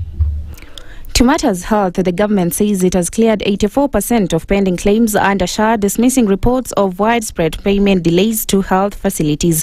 Medical Services PS Omar Oluga said no hospital is owed claims beyond the 90-day legal payment period, adding that the remaining arrears are being monitored to ensure timely settlement. He also reaffirmed the government's commitment to clearing the 33 billion shillings debt inherited from the NHIF, saying the move will strengthen the rollout of SHA and improve the country's healthcare system. Nairobi Hospital, let me just give an example, is owed 1 billion by private insurance. I know that for a fact. You know, SHA owes Nairobi Hospital only 200 million, and that 200 million is money that is less than 80 days. So you can see the rate of settlement. And so when we are talking about the county governments, I've been with the county governments. I saw the headline. I think that is not true. What is there that people may be owed money that was called in NHIF, which we have stated the debt for NHIF is 33 billion. And the debt for NHIF is 33 billion. It's not even 27 billion. It's 33 billion.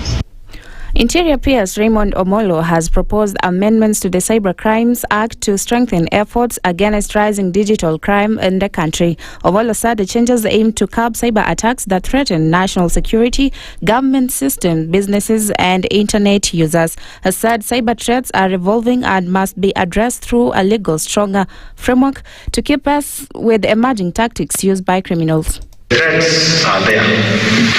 We cannot wish them away, and the threats will continue to mutate every day as technology advances. The question is, how well prepared are we to deal with those threats so that then they do not disrupt the benefits that we already are accruing out of technology.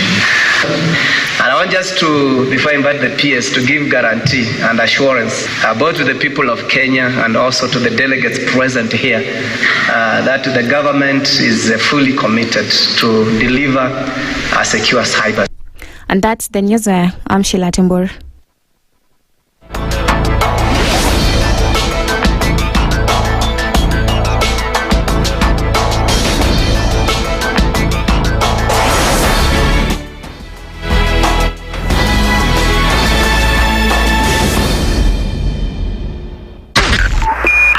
.5 Spice FM, Kisumu.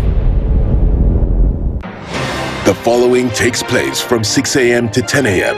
every weekday on Spice FM.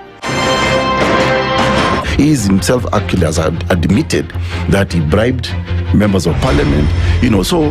he admitted that he bribed members of parliament? Well, when he said... The government. Yeah, when he said that he gave the 10 million was for what? We're always quick to point faults in somebody else before you look at your own faults as a person. If it was Kanu's day, hii amuka naye leo ungekuwa umeenda bali sana hii. So when we must celebrate you. There are 600 million people now globally estimated to be living with diabetes in the world. So it is a major health problem. It's the largest single disease rising pandemic that we're dealing with right now. The Situation Room, Kenya's biggest conversation. The following takes place from 6 a.m. to 10 a.m. every weekday on Spice FM.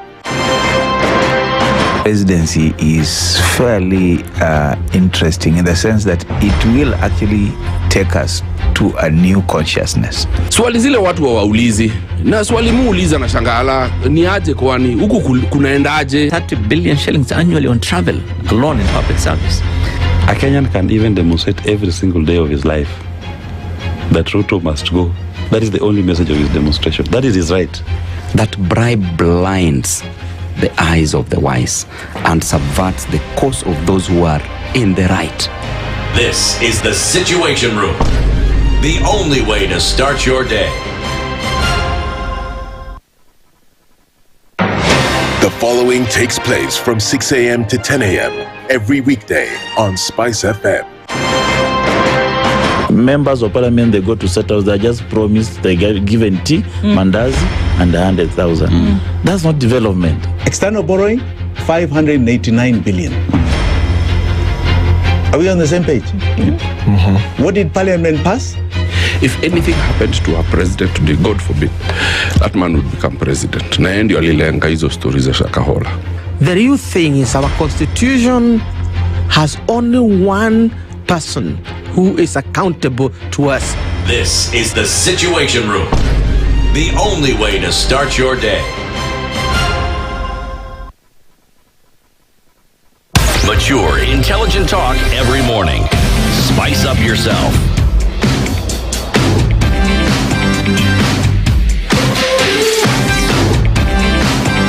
Mornings done right. 94.4 Spice FM, Nairobi.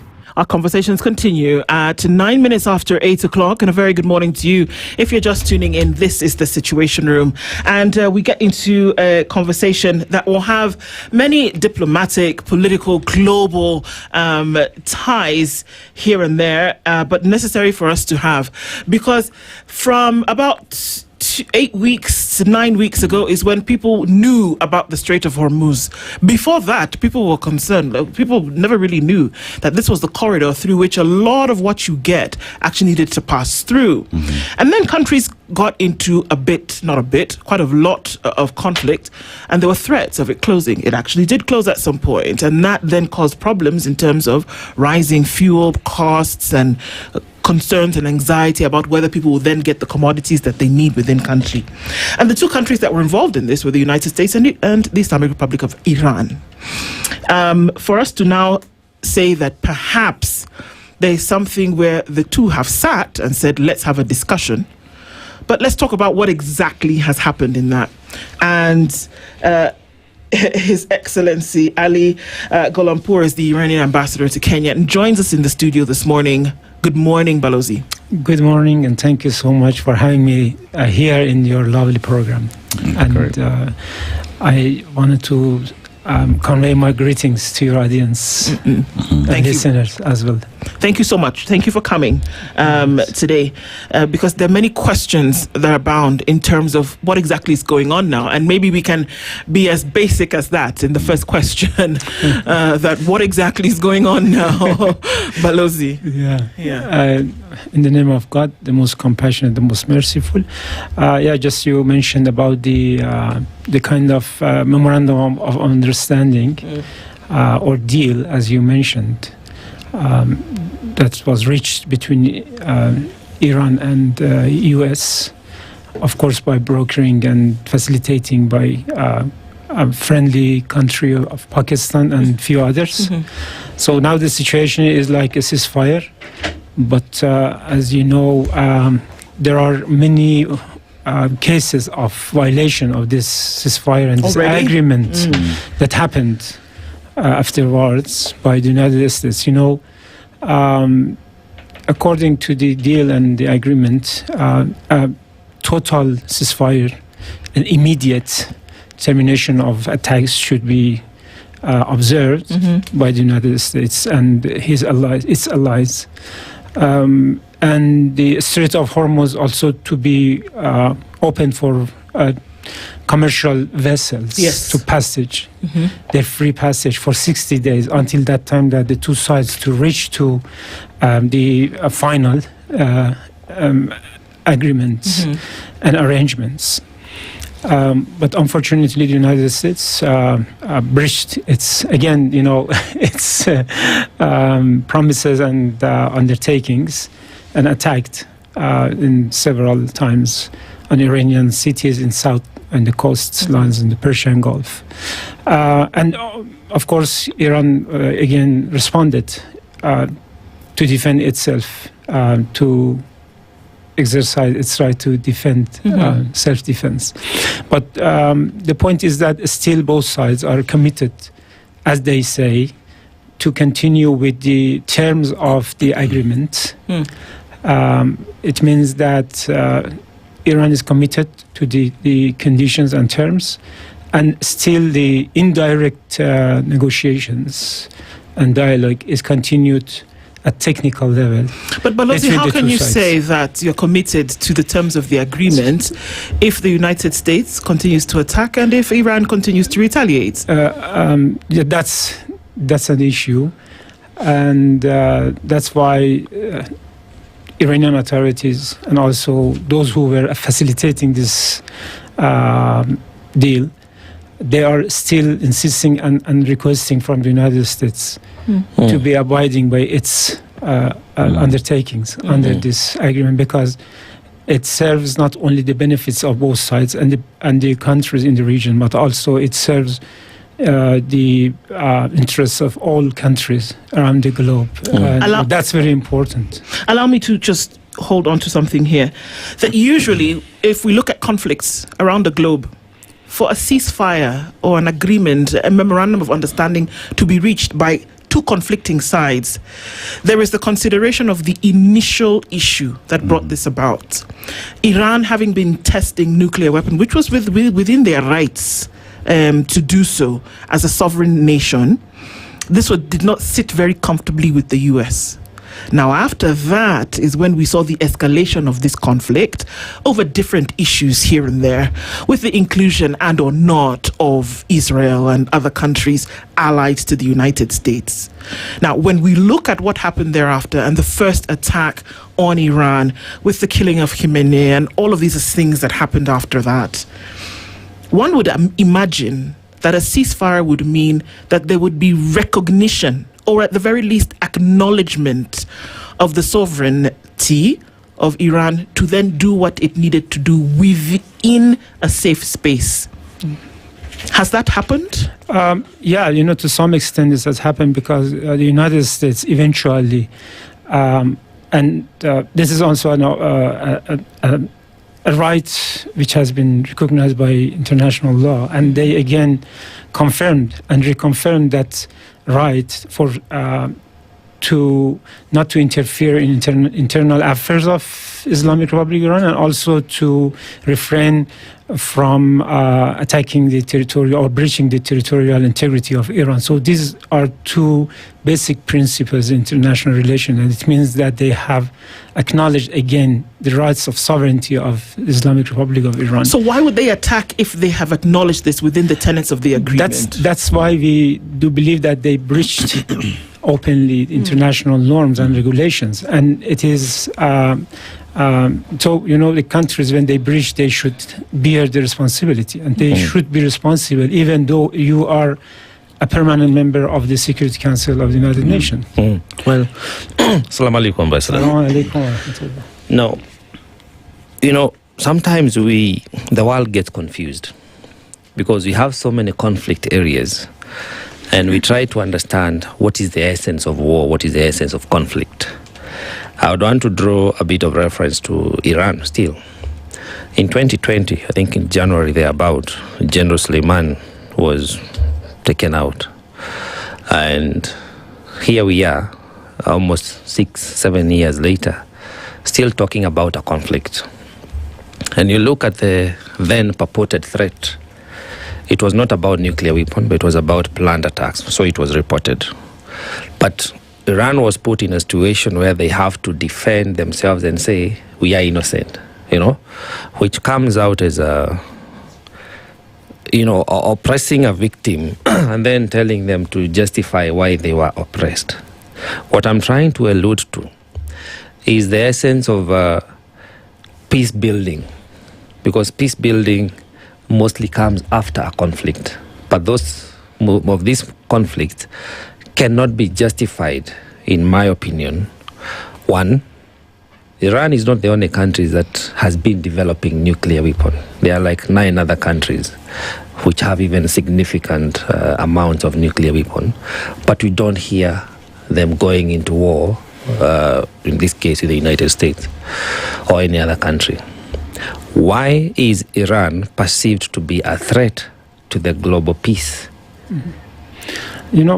First of all, your presumption is absolutely wrong, because Iran never has followed a pursuit to test or to build nuclear weapons. This is completely different from peaceful nuclear activities. Under the NPT, Non-Proliferation Treaty, and every country, including Kenya, who is a member, is entitled to follow and pursue nuclear activities, but peaceful in nature.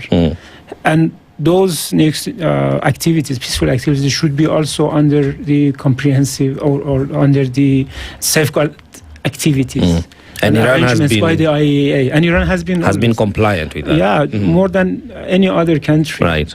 Iran has received extensive inspections, on-site inspections, and non-stop camera surveillance and regular reports by the IAEA inspectors teams. And they have confirmed that there has been no sign of any deviation from those peaceful activities, from peaceful to military. So that's why not only Iran, but many other independent countries in the world. And I do believe that this is the belief by the government of Kenya, that Iran has never diverted toward military purposes and has been always limited to peaceful activities. But what happened against Iran is it was just a pretext, because when you have a broad sort of foreign policy agenda for invasion, for continuation of conflicts and crises, to expand your territory, as the Israeli regime is they are doing. So you need some pretext to convince your people at home and abroad, And because international and legally speaking, you are prevented from resorting to threat, use of threat and force against other independent and sovereign countries. But when you resort to force or threat to use force, you need to something to justify your activities as a pretext. And this is what the United States and the Israeli regime always they have claimed. And they have claimed for more than 20 years. And they say that Iran is going to reach to to build nuclear bombs or warheads just in 6 months, in 1 year, and all this has been false narrations. But we need to put our trust in international mechanisms, which is agreeable to all countries, which is the IAEA. And Iran as a member to IAEA, and as a member, Iran was one of the first countries who joined the NPT, non-proliferation treaty, and it still is committed because the inspections are continuing. Right. And no international, no reports from the IAEA that mechanism, that inspection mechanism has been issued and says that Iran has had any kind of or any enrichment. Sort of, enrichment is peaceful, but going for using as military, no, absolutely it's wrong. And we are, nuclear energy and nuclear knowledge and technology has many other uses, peaceful uses in health, in agriculture, in food industry. So it's not only limited for military purposes, but they are going to, to make it as a monopoly on this technology. It belongs to the humanity. It's not belong to only this and other countries. Ambassador, as you talk about the ceasefire that you see today and further negotiations and discussions that are ongoing, one would say that it would be important as well for everybody to be honest in that conversation, where the IAEA has been put in place to check those who are there to the rules of the game. And IAEA itself has over time said Iran has not broken any rules, But everybody else concerned in that conversation has maintained that Iran in one way or the other is breaking the rules. So why is it that those who are at the forefront in setting up IAEA do not trust IAEA when they tell them we do not have any nuclear development for warheads, yet they played an important role in setting up this institution to tell the world where the position is at. But even while at that, then, as the negotiations continue, we see the ceasefire in place, is there recognition of wrongdoing, and this is in attacking Iran wrongfully, for us to say there is progress towards having lasting peace? We had several check and balance mechanisms in place, in addition to IAEA inspections. The U.S. also is a member. All other countries are member of to the IAEA, but a few of them are out of NPT.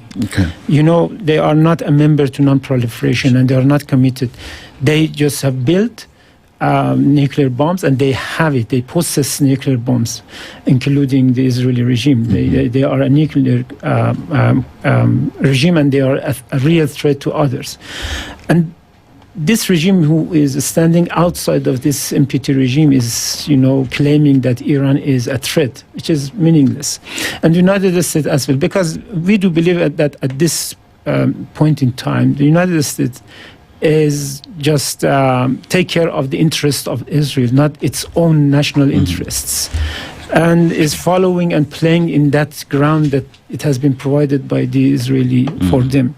So we say that now the U.S. is a proxy to the interests of Israel, because Israel is an international threat to peace and stability, because in addition to genocide policies that they are following and implementing and doing in Palestine, they are also a nuclear entity, and they are real threat to others, to international peace and security, and by their offensive foreign policies, that is, as an expansionist regime, they are real and serious threat to the security of others and international security. So, but since they are repeating again and again and again that Iran, we are attacking Iran because we wanted to eliminate a threat, a nuclear threat. After bombing and destroying all the facilities, I cannot believe it, because there has, as they claim, has not remained to be worried about. Why they continue their aggression, and still they are threatening to to again attack. So these are showing and these are demonstrating that the kind of justifications that they are brought to the public, it's just for convincing their, feeding their people inside and outside, because they need such kind of justification. But otherwise they are not. It's not easy for them to resort to attacks or military attacks. But the conflict has been U.S., Israel, Iran. It started with the attack on Iran by the Israeli. But in the deal that we're hearing now, it is U.S.-Iran deal. Where is Israel in all this? But if you take a look into the terms of this memorandum of understanding, in the first paragraph, it indicating clearly that U.S. and its allies, and it means that the U.S. and its allies, as you mentioned, the Israeli regime was also committed to this, or should be committed to these terms. And one of the agreements that they reached under this agreement is an immediate and a total stop on aggression and wars in the region, including, and it has been named, in Lebanon. So Israeli regime is already committed there, and the continuation of aggression and killing the people and attacks by Israeli regime against the people of Lebanon was one of the reasons that Iran, for one time or two times, has just argued that under such circumstances, as they are still going on with their aggressions, we cannot be to stay silent and not to defend the people of Lebanon, because it is a part of this agreement. And if they are not going to respect that, we will not be able to not to respond. And that's why again, the United States and the Trump also again put its pressure on Israel to bring it under this kind of Ambassador, allow me to ask, because this is not the first time we are hearing of peace agreement. Many have come and gone and they have not been honored. I think 3 years later, we are still talking about the certification of Palestine. The war in Palestine has not yet been concluded. And every now and then you'd hear there is a ceasefire on a Friday, but on Monday morning, an attack would happen. We've seen the same happening with Iran now. If I was to draw back from history, there is a time, and correct me if I'm off topic, there is a time when the Arab countries united and they even conquered this world in terms of, economy and even ruling. We have Swahili language here in Kenya, which is a product of the Arab movement. Today we have so many, of course they have segmented to countries today, but why is it we don't see the same union, the same unity, the same safeguards, the same coexistence? Because in my opinion, if peace continues to be defined by one perceived superpower, then it means the interests of the many have been subverted. And that's why you find that every now and then you see the United States, it becomes the custodian of peace. So they'll decide whether to import or export peace or war, depending on who is telling the story. But where is it that we are not able to find, devoid of all these international treaties and organizations we get in, because they are not working. If they were working, the Myanmar region, that war would have been concluded. Palestine, Lebanon just got the worst attack the other day. I think it is worse than the Hiroshima and Nagasaki from many years ago. Iran war, the Strait of Hormuz, which is an economic hub, would not have been shut down. At what point are we going to agree that we need to come together as a world or as a region and define what global peace is? Because today is Iran. We don't know which country will be attacked tomorrow. We saw a president of Venezuela being abducted from his own country. So we may be quiet because it's not happening in the region or in the country, but you don't know what's going to happen tomorrow. What will it take for us to change tact and define more meaningful, peaceful mechanisms? Yeah, it's these are the the realities in international politics. And after World War II, the whole international community came together based on international law, to establish United Nations, just to preserve peace and security. And of course, peace and security and development, economic growth and development and prosperity.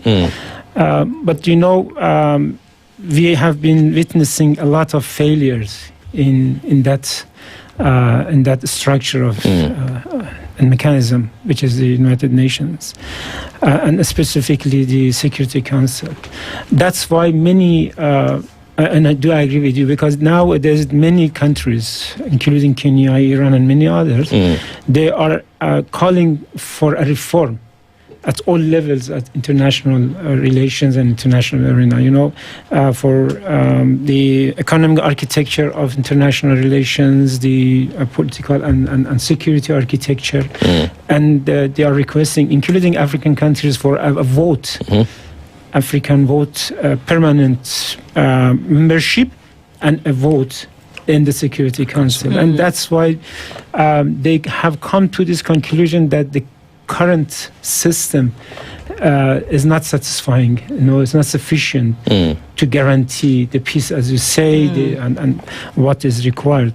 And we also witnessed that the Security Council was failed to prevent and bring a ceasefire or bring negotiations, and that's why other countries step into and they mediated to bring the ceasefire. So these are the realities, and the failures are there. And I do believe that usually, humanity comes after crisis, after big such crises, big failures, to bring and establish a new mechanism. And I hope that by abiding to international laws, because international law has many, developed principles. Most of them are just cautions that are, each and every country is obligated to respect. So that. I hope that based on international law, we sooner or later to be able to reach to that level of peace for each and every person, not only at international level, but domestically. What is the situation now inside Palestine and inside Lebanon? These are just a genocide. This is a kind of discrimination between a certain group of people and others.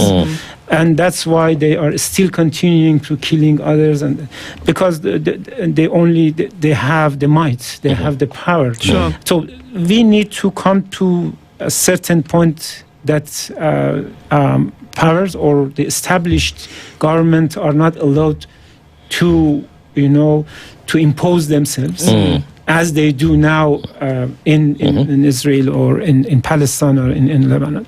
But let me just to refer to what is happening right now in Iran, as you know about it. On 28th of February, 2026, as a result of the aggression and attacks, military attacks by the United States and the Israeli regime, they just martyred our supreme leader, the supreme leader Ayatollah Khamenei, and many other commanders and Iranian authorities. And so during the wartime, it was not, a suitable time for having ceremony. But now we have planned during these calm days for a state ceremony of funeral ceremony. And this will last for 7 days. So we will have a kind of official state ceremonies who leaders from delegation, high and senior delegations and leaders from more than 90 countries who now are in Iran to pay respects to the body of the supreme leader. So it's for 2-3 days. It will be the ceremony, official ceremony in Tehran. They will go to Qom. Qom is a city in Iran who is a religious city, and the religious kind of rituals will be observed there, and then they will go to Mashhad city, who is the hometown of the supreme leader, and he will be buried there just inside a shrine, holy shrine of the 8th leader of the Shiite people. So, participation of such a big number of leaders and delegations from around the world, it shows that the aggression is condemned. Okay, it's it's just signaling to the international world that, look, we are not going along with such aggression.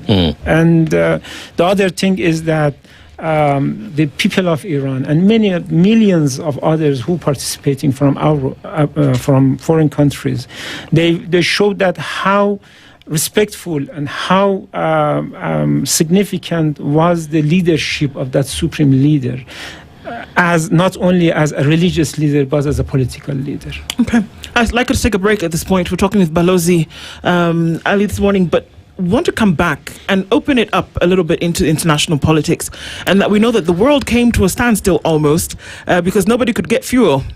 And the Strait of Hormuz then came a thing that people previously had not heard about, but then now everybody was talking about it.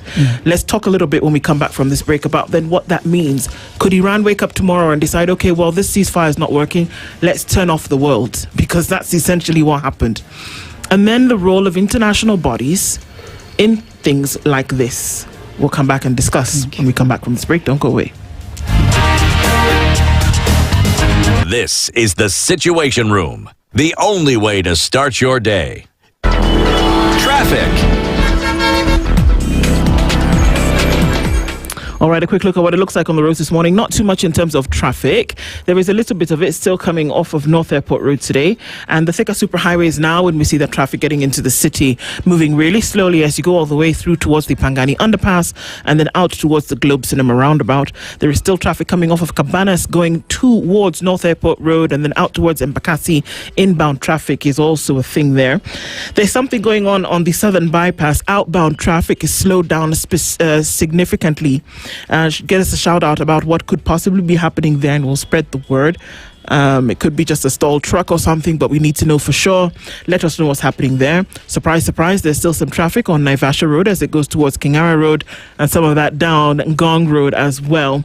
So we're keeping an eye on all of this morning. Talk to us, guys. Let's keep things moving into the weekend. SpiceFM, KE on X, hashtag the Situation Room.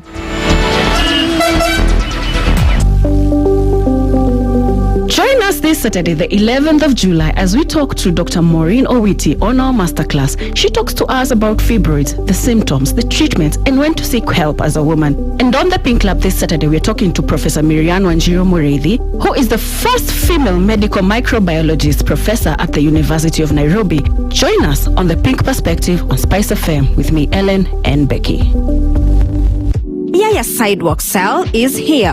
From 29th June to 5th July, enjoy up to 50% off on selected items at participating stores. Make your end-of-month budget go further with amazing deals on fashion, beauty, home essentials, electronics, and more. Don't miss a week of incredible savings and rewarding shopping. Yaya Center. Why go anywhere else? Mature, intelligent talk every morning. Spice up yourself. Mornings done right. 94.4 Spice FM, Nairobi. All right, we continue our conversation this morning and looking at a ceasefire and whether we're actually abiding by the tenets of this particular ceasefire. And in the studio with us this morning is Balozi Ali Golampur, who is the Iran ambassador to Kenya. The Strait of Hormuz was known to very few people before this conflict. But then suddenly, when pumps ran dry and then prices went high, everybody suddenly knew that this small corridor that connected this part of the world to different parts of the world where commercial freight would move, especially fuel, oil, it suddenly became very, very important to everybody, because we sometimes imagine that a conflict between two countries will not give the rest of the world a cold. But in this case, everybody caught the pneumonia. And so when Iran decided, well, okay, you know what we're going to do? We're going to shut it down, or we're going to limit the activity, or open it just for 2 days in a week. Balozi, everybody felt it. Until today, there are countries that are still reeling from the effects of the closure of the Strait of Hormuz, or the threat that it might. In international politics, play out for us, if you can, the reasons as to why this strait and its closure that would have these ripple effects on the rest of the world, literally, was taken as a decision in a conflict that was between two nations. First of all, it is not a conflict between two nations. You know, we have from one side a superpower and also another regime who is a nuclear bomb regime, and many others who supported that kind of operation against Iran. And again, you know, the Strait of Hormuz is a very strategic location for international economy. And you know, main part of the fuel and energy pass through this strait, and it is not limited only to energy, but it also a passage for other commodities, and in particular, you know, for agricultural, you know, pesticides and also those products that are needed for agriculture, and also for the food security. And nowadays, everybody in the world has felt that the impact of any crisis in Persian Gulf will have a negative effect on all others. But you know, the thing is that just before this outbreak of this aggression, it was open. Yes, historically it was open, although it's located in the territorial waters of Iran, and in between Iran and the Sultanate of Oman. Unfortunately, the war situation caused this kind of closure, as you just mentioned. But Iran was not the reason. You know, when you are under attack and it's a war, so there is no security for passage. All the insurance companies will raise their prices, their rates. And the risk for passage, even by the owners of the vessels, as they do as a self-restraint, you know, not to risk to pass through. So, and this is because of the war, you know, anything can happen in terms of safety and security. So the strait and the passage was stopped during the war.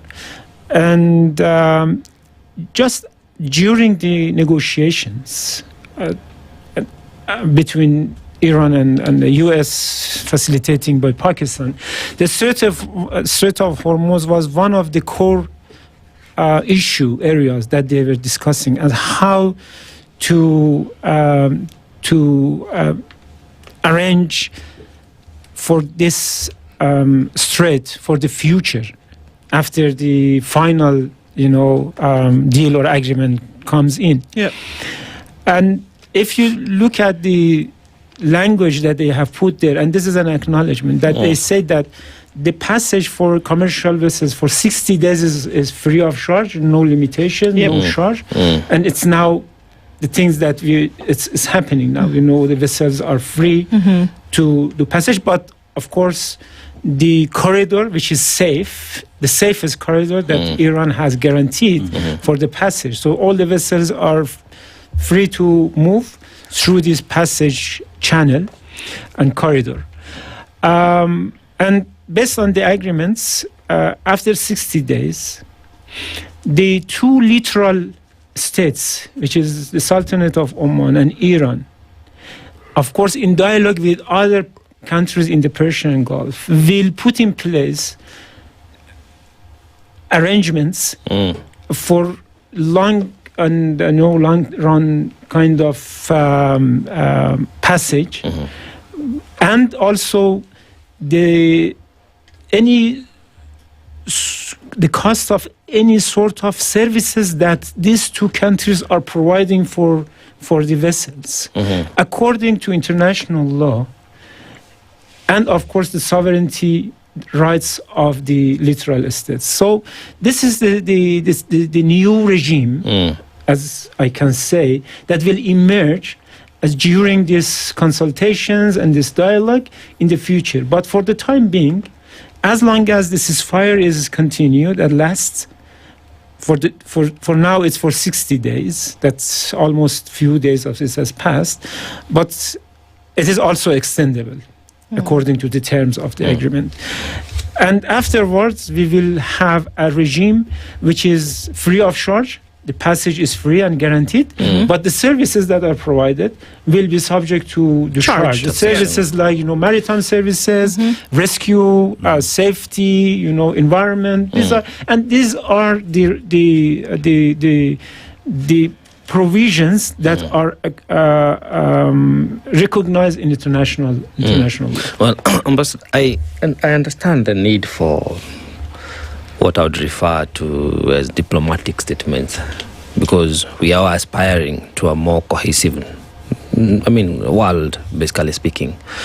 But again, perhaps not to belabor the point, but I think if we don't understand the problem, we can never craft a solution. We'll just be, throwing punches in the air. Before February of this year, Iran had not attacked the United States. And no other country. Country.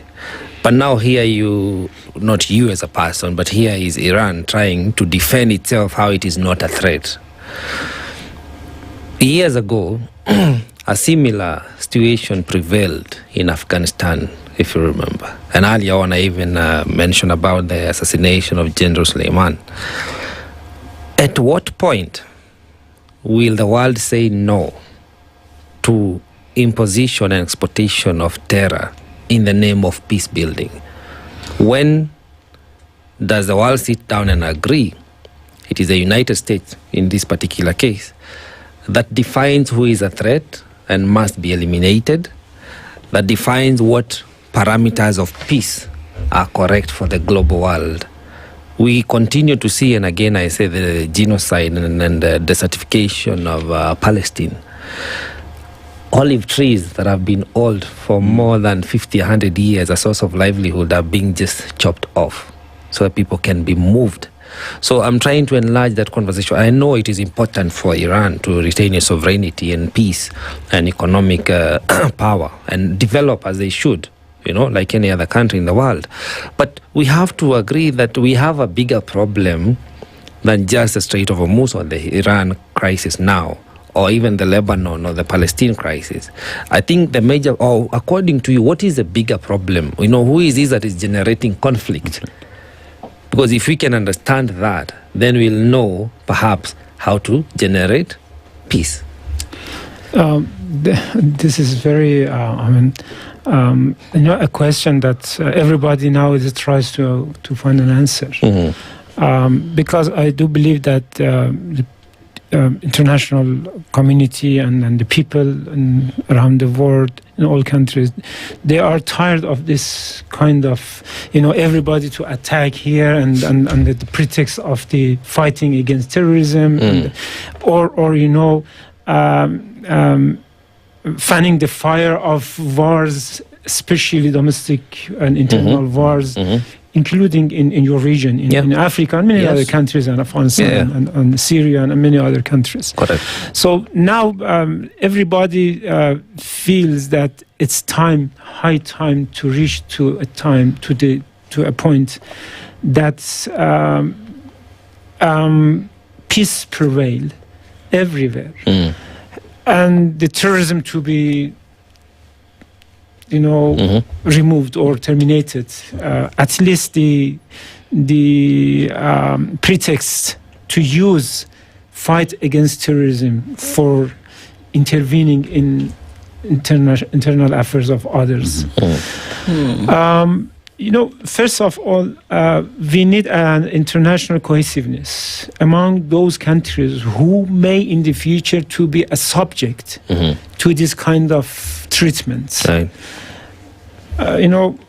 All African countries, they should come up with one voice. All countries in Asia, in Latin America, they should come, and even in Europe, they should come with one voice against suppression, oppression, apartheid, aggressions and terrorism. But always I try to bring a new definition to terrorism. We have a state terrorism. We have terrorist groups, extremists here and there. But it should be separated from those movements who are fighting for their liberation. That's something absolutely different. This is completely different. Because those who are fighting for liberation, they are fighting for independence, they are fighting for identity, their history, their people, their land. It's different. What's happened in Lebanon, in for example, in Yemen, in other places. But when a regime or a superpower, as you mentioned, the assassination of the General Qasem Soleimani, it's a state terrorism that we should prevent it. And the unity of other countries, all the countries, all awakened consciousness around the world should stand together and to firmly to reject and condemn. And this condemnation is the beginning of a route towards a time that we can reach to a kind of strength to stand and request for peace. And this is important. Okay. Balozi, the question on nuclear warheads has been touted as to being the reason why the Israeli regime has attacked Iran time and time over again. We recognize that IEA is there, they're members, but when it comes to NPT, they do not belong there. And pretty much the world is saying, if everybody else is stopped from enriching themselves, rather developing nuclear warheads, then the world should be free of nuclear warheads. Everybody should just stay away from that. Why is there some sort of agreement that there are those who it's okay for them to have nuclear warheads, others should not? Is there fairness in that? This is, the NPT is based on the discrimination. And this discrimination is between those who have and those who have not.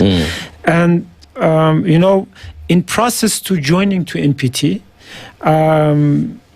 Israeli regime and North Korea and India and Pakistan, and those are 4 other countries who joined the club of those who have, and this discrimination has been continued. According to NPT, nuclear powers including United States, Britain, France, China, and Russia, they committed themselves to gradually move towards disarmament. Yes. But this didn't happen. Their commitment was not fulfilled, and vice versa. From the other side, they advanced their technologies, military technologies, military warheads, and now we have much more sophisticated warhead technologies, and the others came in. So it means that as long as those countries who they are not moving to fulfill their commitments for disarmament, the others will be encouraged to go, because attack against Iran, what happened? Iran is a member to NPT, and two nuclear powers attacked Iran, and other countries mainly they didn't condemn, including the IAEA Director General, the Grossi, it's himself. They didn't, against their obligations, they didn't condemn these aggressions that happened and occurred by two nuclear weapons against non-nuclear weapons.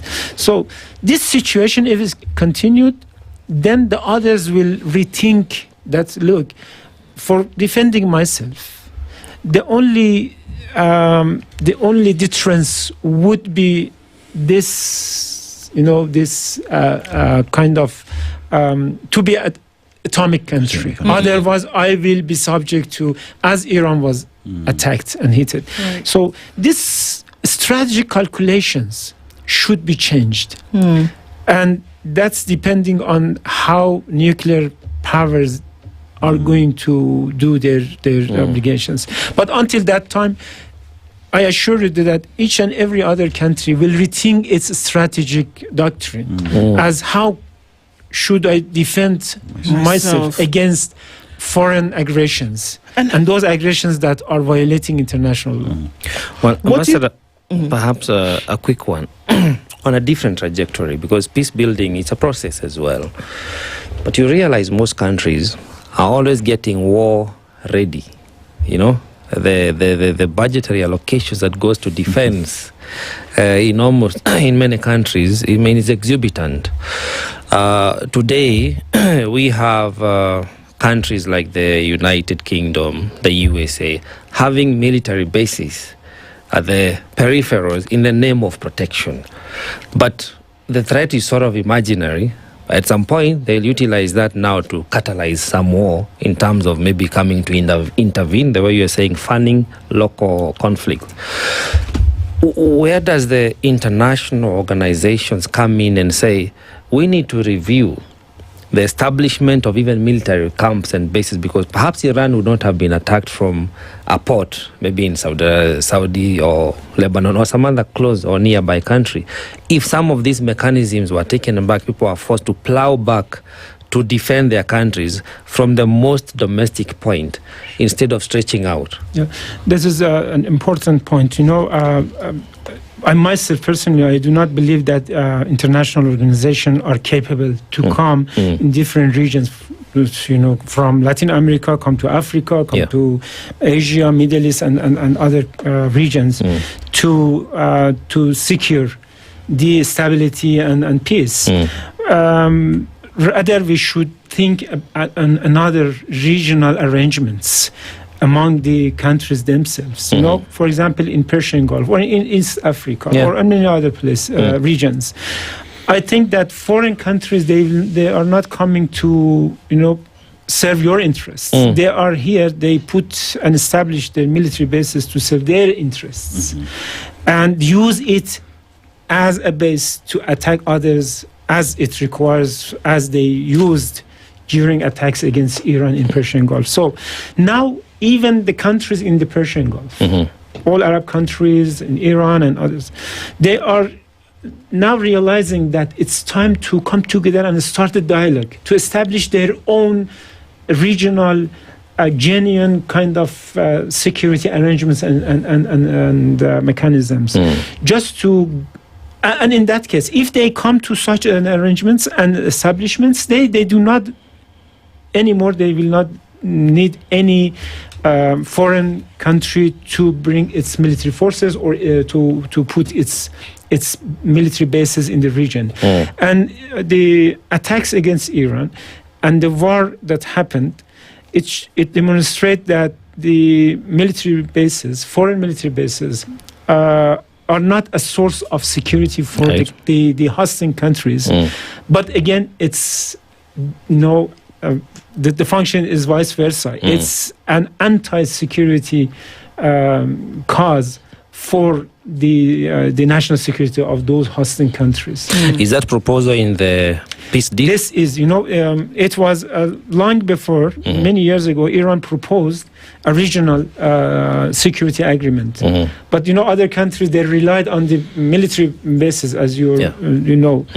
But now they're thinkers, their authorities, the people themselves, they realize that it's time to think about a regional, genuine kind of security arrangement. Right. Well, it's all to then be experienced over the next few weeks. 60 days, we're still in the beginning of that, to see how it will all unfold. Thank you for coming and giving insights into this conversation this morning. But some things have been made very clear.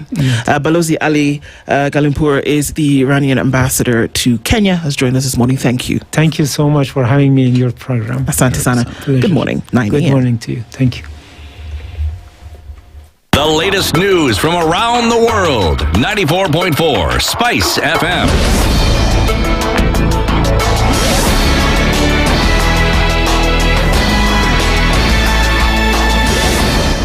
Good morning. This is the news. I'm Sheila Tembur. The government is intensifying efforts to evacuate Kenyans from South Africa following reports of attacks and threats against foreign nationals. Prime CS Musalia Mudavadi says 151 Kenyans have so far been repatriated, with all those affected set to receive assistance to return home safely. He said he had talks with South Africa's International Relations Minister Ronald Lamola, who assured him that measures are being taken to enhance the safety of Kenyans and other foreign nationals. Mudavadi noted that 240 Kenyans had registered for assistance and have been provided with temporary shelter, food, transport, emergency travel documents, and other humanitarian support. He expressed confidence that South African authorities will continue to protect foreign nationals while urging Kenyans abroad to comply with local laws and ensure their immigration documents are valid. Here are some statements from Kenyans who have been evacuated. The process has been a success because of the High Commission office at Pretoria. And I cannot forget the well-abled consulants. They've served us nicely for the few days as we were organizing everything. Kule walisema deadline 30th of June, miezi mzima ndio walikuwa wametangaza. Hatuna support, hatuna family, hatuna vitu zingine ambayo unaweza beba na vitu yako utoroke naye. Ndio once wakakuja, huna uwezo, unakimbia tu, unamwachia, wakachoma, wakachukua vitu yote. Niliingia South Africa last year. Nikidhani maisha yangu itakuwa poa, but nikaland, nilikuwa naishi Johannesburg, but at last long nilienda being just like a slave. Acting ODM Secretary General Catherine Omanyo says the party has qualified women who could be considered for cabinet positions if President William Ruto carries out a reshuffle in the coming months. Omanyo welcomed the High Court ruling that declared the current cabinet unconstitutional for failing to meet the 2/3 gender rule. Oh my God, right from my chairperson Gladys Wanga, I am here myself. So many people, Rosa Buyu, Elsie Muhanda, we are spoiled for choice. Beth Siengo, Lillian, Dr. Lillian Gogo, powerful women. They are knowledgeable. Yeah, and it's just that sometimes we delay to bring on board people who can help the nation transform in the right direction. But we are spoiled for choice when it comes to women leadership. So the court was right. And women have never been a baggage. In fact, and it is never about inclusion. It is about transformation. Residents in Nyamira and Kisii counties have been urged to turn out in large numbers ahead of a visit by an ODM Linda Mwananchi faction delegation led by Nairobi Senator Edwin Sifuna. Agenda 27 movement leader in Nyamira County, Duke Ombagi, called on locals to attend the meeting, saying they will help shape the political direction of the leaders who have been campaigning for President William Ruto's removal in the next year's general election. Ombagi also warned against any attempts to disrupt the meetings, cautioning those he accused of planning to mobilize youths for violence that such interference will not be tolerated. Nataka kualika wananchi wote wajitokeze kwa wingi, wakaribishe hawa vigogo wa Linda Mwananchi kiongozwa na seneta wa Nairobi Edwin Sifuna. La pili, magunzi tunawaambia wakae nyumbani, na ikiwa wewe ni kiongozi na unapanga kuharibu mkutano na kuonya sana, sababu hii ni mkutano ya wananchi. Tutakabiliana na wewe macho kwa macho na hatutahurumia mtu yote ambaye anataka kuleta utofu wa nidhamu katika hii kaunti ya Nyamira na Kisii. And Webuye West MP Dan Wanyama has blamed drivers of West Kenya Sugar Company tractors for a rise in road accidents in the area. Speaking in Webuye, Wanyama called on the company's management to take action, alleging that some drivers operate under the influence of alcohol and drugs, leading to loss of concentration on the road.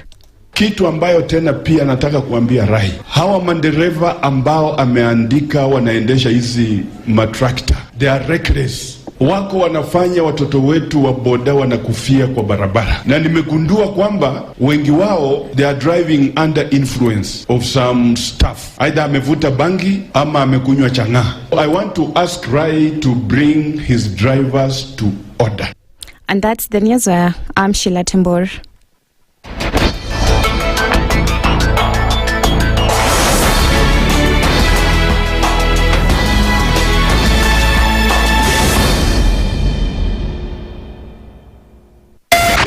.4 Spice FM, Nairobi. The following takes place from 6 a.m. to 10 a.m. every weekday on Spice FM. Presidency is fairly interesting in the sense that it will actually take us to a new consciousness. Swali zile watu hawaulizi, na swali muuliza na shangala ni aje, kwani huku kunaendaje? 30 billion shillings annually on travel alone in public service. A Kenyan can even demonstrate every single day of his life that Ruto must go. That is the only message of his demonstration. That is his right. That bribe blinds the eyes of the wise and subverts the cause of those who are in the right. This is the Situation Room, the only way to start your day. The following takes place from 6 a.m. to 10 a.m. every weekday on Spice FM.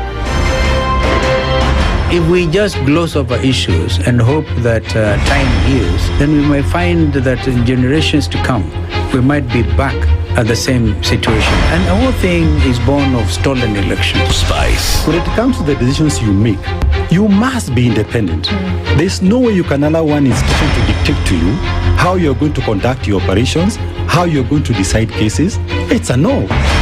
When you weaken the institution to the point where they cannot take action, then you realize that politicians have to come up and now start dealing with the issues. That conversation has to die. Our politicians do not like the hard stuff.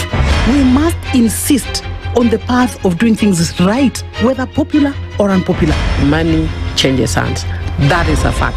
If you have political goodwill at the highest top, like in Rwanda, then corruption will be an issue of the past. If you don't have political goodwill at the top, we will pass laws, we will amend laws, we will continue passing laws and re-amending laws, and nothing will happen. This is the Situation Room, the only way to start your day.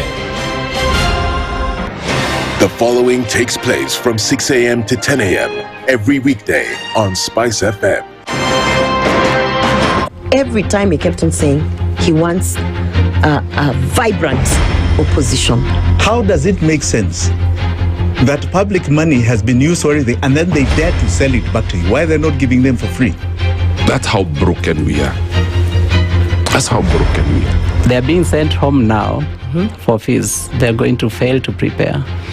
We are compromising the futures of these children. This is the Situation Room, the only way to start your day.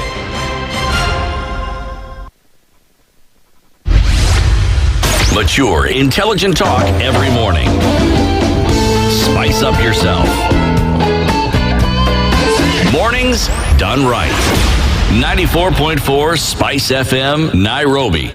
It's 8 minutes after 9 o'clock and our conversations continue this morning. We're taking a look into the week in review, and there'll be certain things that come up in this conversation, that is for sure. If you're just tuning in, this is the Situation Room. Our live stream still continue to be up on YouTube, Facebook and on X, and our audience on KTN is here, and we continue looking at certain things, and I know that from this conversation certain things will come up.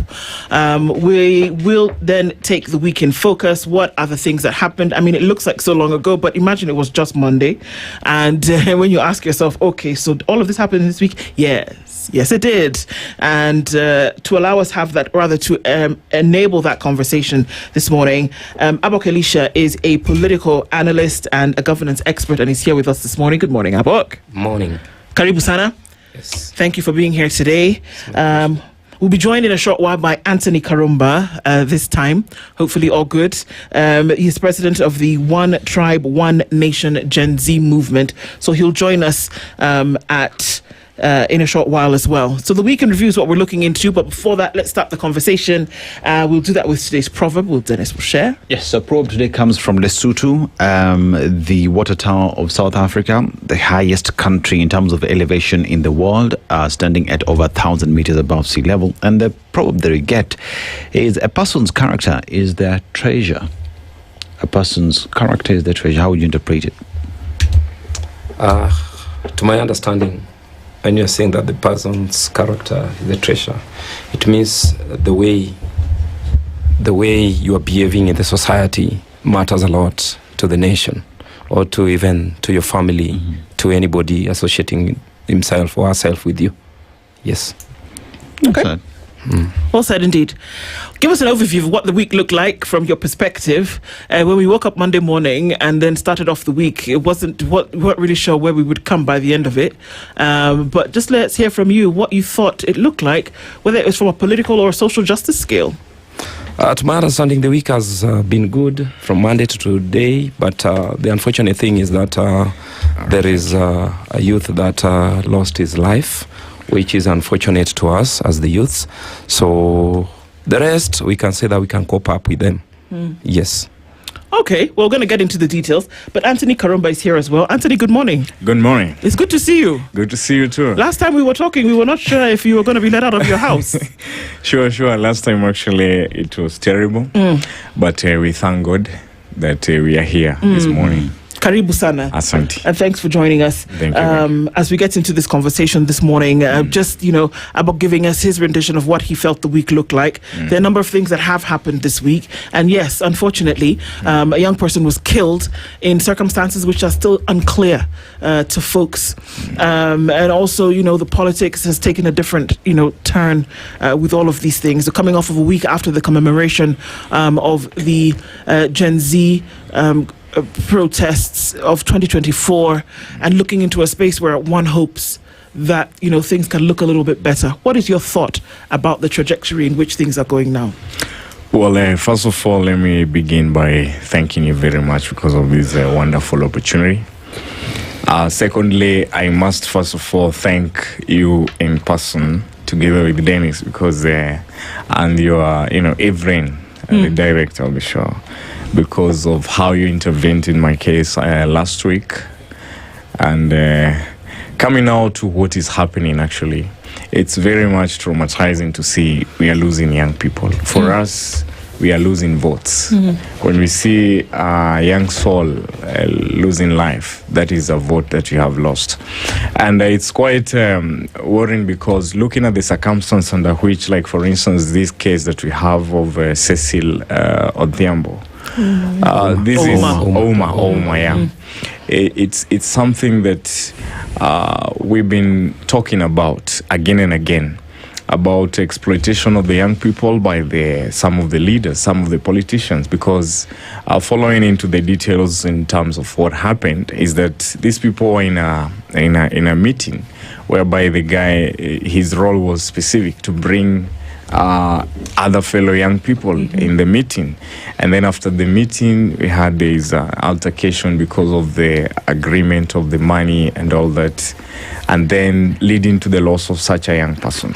And I think, first of all, we condemn the act because I don't think at any point we should lose a human being because of shillings or some petty cash and handouts that actually they are being given. Because you hear they're talking of things like 10,000. Surely, you see, even if it's how much amount of money, it's not really making sense to lose such a person.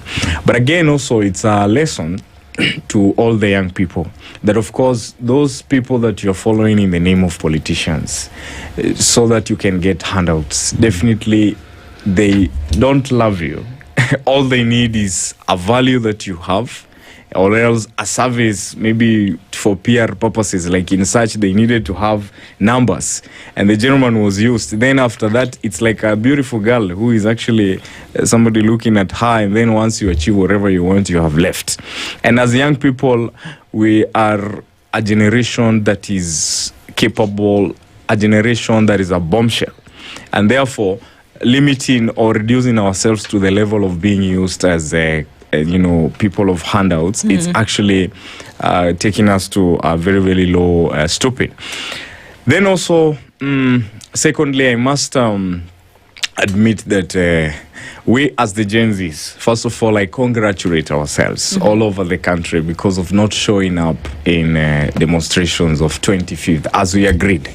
This is a discretion that we reached to. It, of course, had a lot of views from the people. People are actually like shocked. Why is it that this time round we are used to you guys going to the streets? Why again have you come out to say that you're not going to the streets on 25th? And indeed, we never came. But it's specific. We looked at things in a very candid way because it was all about our lives.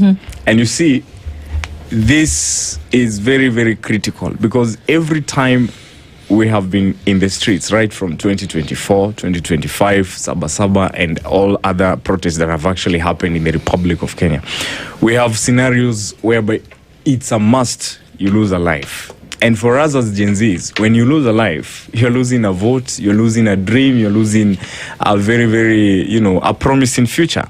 And therefore, we agreed that we are not going to show up because our lives matters. And again, also remember that a Gen Z affair was infiltrated by the political class, was also infiltrated by some other people. Among us, actually, we have those individuals who gained visibility during the protest. And we saw some of them being, taken to the front line by the politician that called the Gen Zs to come to the streets. But again, we didn't have a clear, streets are not just, we don't just go to the streets for no reason. We go to the streets to demand for something, to demand for justice, to demand for accountability, to demand for good governance. But now, when the streets are not serving the cardinal, the original intention, then actually we lose it. Okay, let me ask you, Mr. President.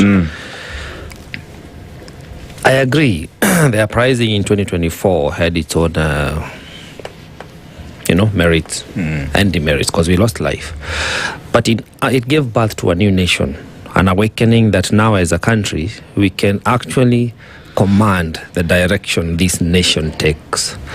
Social justice, economically, politically, in all aspects. And many say that it was just an event and it was done. Others argue it is a revolution to liberate our country, and it is on. I would want to hear your opinion on that. And as you respond to that, it is true, protests, or rather, in my opinion, a revolution takes shapes and form as it advances. Sometimes silent protest may work. But in such an instance like today, we may have agreed to go silent on the protest on June 25th. But when we have lost one Cecil or Uma, would the youth be in order to march to the PS office and demand resignation, to march to DCI, to march to DPP, and demand for law to be employed on this particular matter? Well, first of all, beginning with your first question, 2024, we marked an unprecedented moment as the Gen Zs of the Republic of Kenya. And this was a very historic moment because even the whole world, remember after that we saw other countries who emulated the same, likes of Bangladesh, Sri Lanka, Nepal, Madagascar the other time. Right. And so 2024, we marched out, or we came out to the streets to demand for accountability, justice, end of corruption, end of tribalism, end of all these things that we have been talking about. And you see, this was very critical because we were challenging the status quo. Gen Zs, we are a generation that is not really political as people view us. We are a political people who are just conscious of the matters of their country, matters governance. And this conscious generation, we are actually saying, all we need, it cannot be that we go to school, we study our degrees, we study our different professions and achieve all that, and then you come out at Mr. Politician up and you nakuzuia your success. So that actually propelled us to go to the streets. And of course, what the war we began against corruption and against injustices and tribalism and all that, this war is still on. The only mistake that we did is we came out as leaderless, as tribeless, as faceless, as leaderless. And that leaderless aspect is what now made the politicians to see a niche, and they came in thinking that they want to exploit and take advantage now to be our spokesman. You saw the other day when we were talking about the demonstrations of 2026, it's politicians who are going to the vigilance house to report that we are going to have a demonstration. You get? And ours is simple. A fight for a good Kenya is unstoppable. That one is until we achieve it. And that is why we reached to a point and we discovered one thing. If we remain faceless, if we remain leaderless, we are not going to achieve it. A revolution without a leader is easy to have a puzzle between you because we need a direction.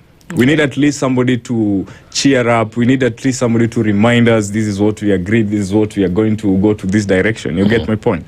Like now, look at how we did. On 23rd, we went and we did a press and we told people now, looking at things how they are and we don't want to lose our lives again, we are not going to go. Look, nobody turned up. Were the people speaking then, the leaders of the Gen Z, in that conference? Well, of course. We spoke as the leaders. I'm actually the president of One Tribe, One Nation Gen Z movement. And you see, the direction we are taking, we are heading in the right direction as the Gen Zs. Because if it is previously, when we've been there, like everybody can speak on our behalf, everybody can say anything, can give directions. You would find just somebody, a TikToker or anybody, just comes and says, as the Gen Zs, let's do this. And then you find you're fooling people and they're going to do something that is regrettable later. Let's hear Abok because he has something to say. You see, I'm surprised how the president is talking because sometimes revolutions in the world that has happened, revolution has to achieve something. But for us, the revolution that we saw in 2024, it didn't achieve anything, as per my understanding. Sure. And it was something that was cooked by politicians, and that is the reason as to why they were calling it faceless, leaderless, rudderless. Because, just a moment, I gave you your time, so just give me my time. And proceed. You see, I understand if you can actually overlook now revolutions or the fight to just government, just society has been happening into the nation. After all, we fight to the street until we actually achieve something. Like when we went to the street the other time when we were fighting for the constitution, we achieved the constitution. Today, the Gen Zs, people can quote that Article 37, give us the authority to go to the street. They don't know how that fight started and how that fight ended. That fight actually consumed more lives than the Gen Z. The Gen Z's one was it consumed only one life. Right? No. It consumed, what I'm saying, it was only a revolution that was conducted on only one day. Many people were killed compared to these revolutions that has happened. Is that right? Is that not? No. losing even a life. And that is the reason that's why I started here. That this week started well, but it ended bad because we lost one life. Losing one life, it is paramount to in fact, it is paramount to demonstrations. Youth should go out and demand why this youth was killed. Why?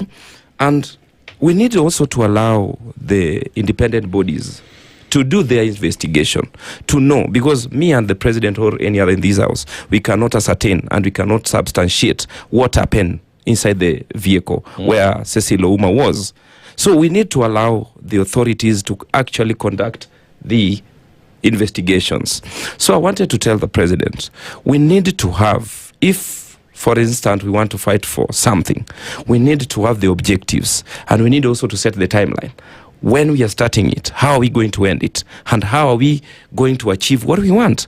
But the Gen Z uprising that took place in 2024, it was infiltrated by the politicians. I was wondering, seeing old people heading to the police officers that now they are going to commemorate. These are the people who could have commemorated their soldiers who fallen when they were fighting, not the Gen Zs. To me, I found it like it is just a mockery to our democracy, right? And we as the youths, we need to rise and we need to have an agenda. And sometimes we need to sit back, dialogue, because dialogue also can give us the best, the best leadership we want. I mean, when we talk about dialogue, and let's talk about even achievements of the 2024 Gen Z protest. And just like the question that Kamanya asked, is that brought about an awakening in terms of constitutionalism, governance, and adherence to the rule of law. That in its own self, one would say, is an achievement that came out of the push that we saw Kenyans were pushing on the streets. But that notwithstanding as well, one of the immediate successes we saw is that bill was actually kicked out. We will discuss about the political games that were played around and how that these clauses in that bill came back. But in the immediate successes that we saw, cabinet was dissolved, president sat down with Wananchi and had that conversation, the dialogue that we are talking about right now. But that notwithstanding, president, the buck stops again somewhere with the president, right? And as we the buck stops with the president. So even now, as we talk about the dialogue and conversations that continue, I ask myself, how genuine are these conversations and dialogue? Because on one hand, we talk about all the independent bodies to be allowed to do their work. They have the power. They need not be reminded what they need to do. It's because in one way or the other, they have surrendered their power to do that which they ought to do. The president says, no, not you, President William Ruto says, we have received this report that talks about compensation. It goes further to say it will never happen again. What are we seeing? Cecil dies again from a bullet of a police officer. I ask the question, how genuine is it that with the frustrations that Kenyans are passing, they are being heard, they are being listened, and that intentionally we are changing for the better? Can I interject a bit? You see, I've been a great campaigner.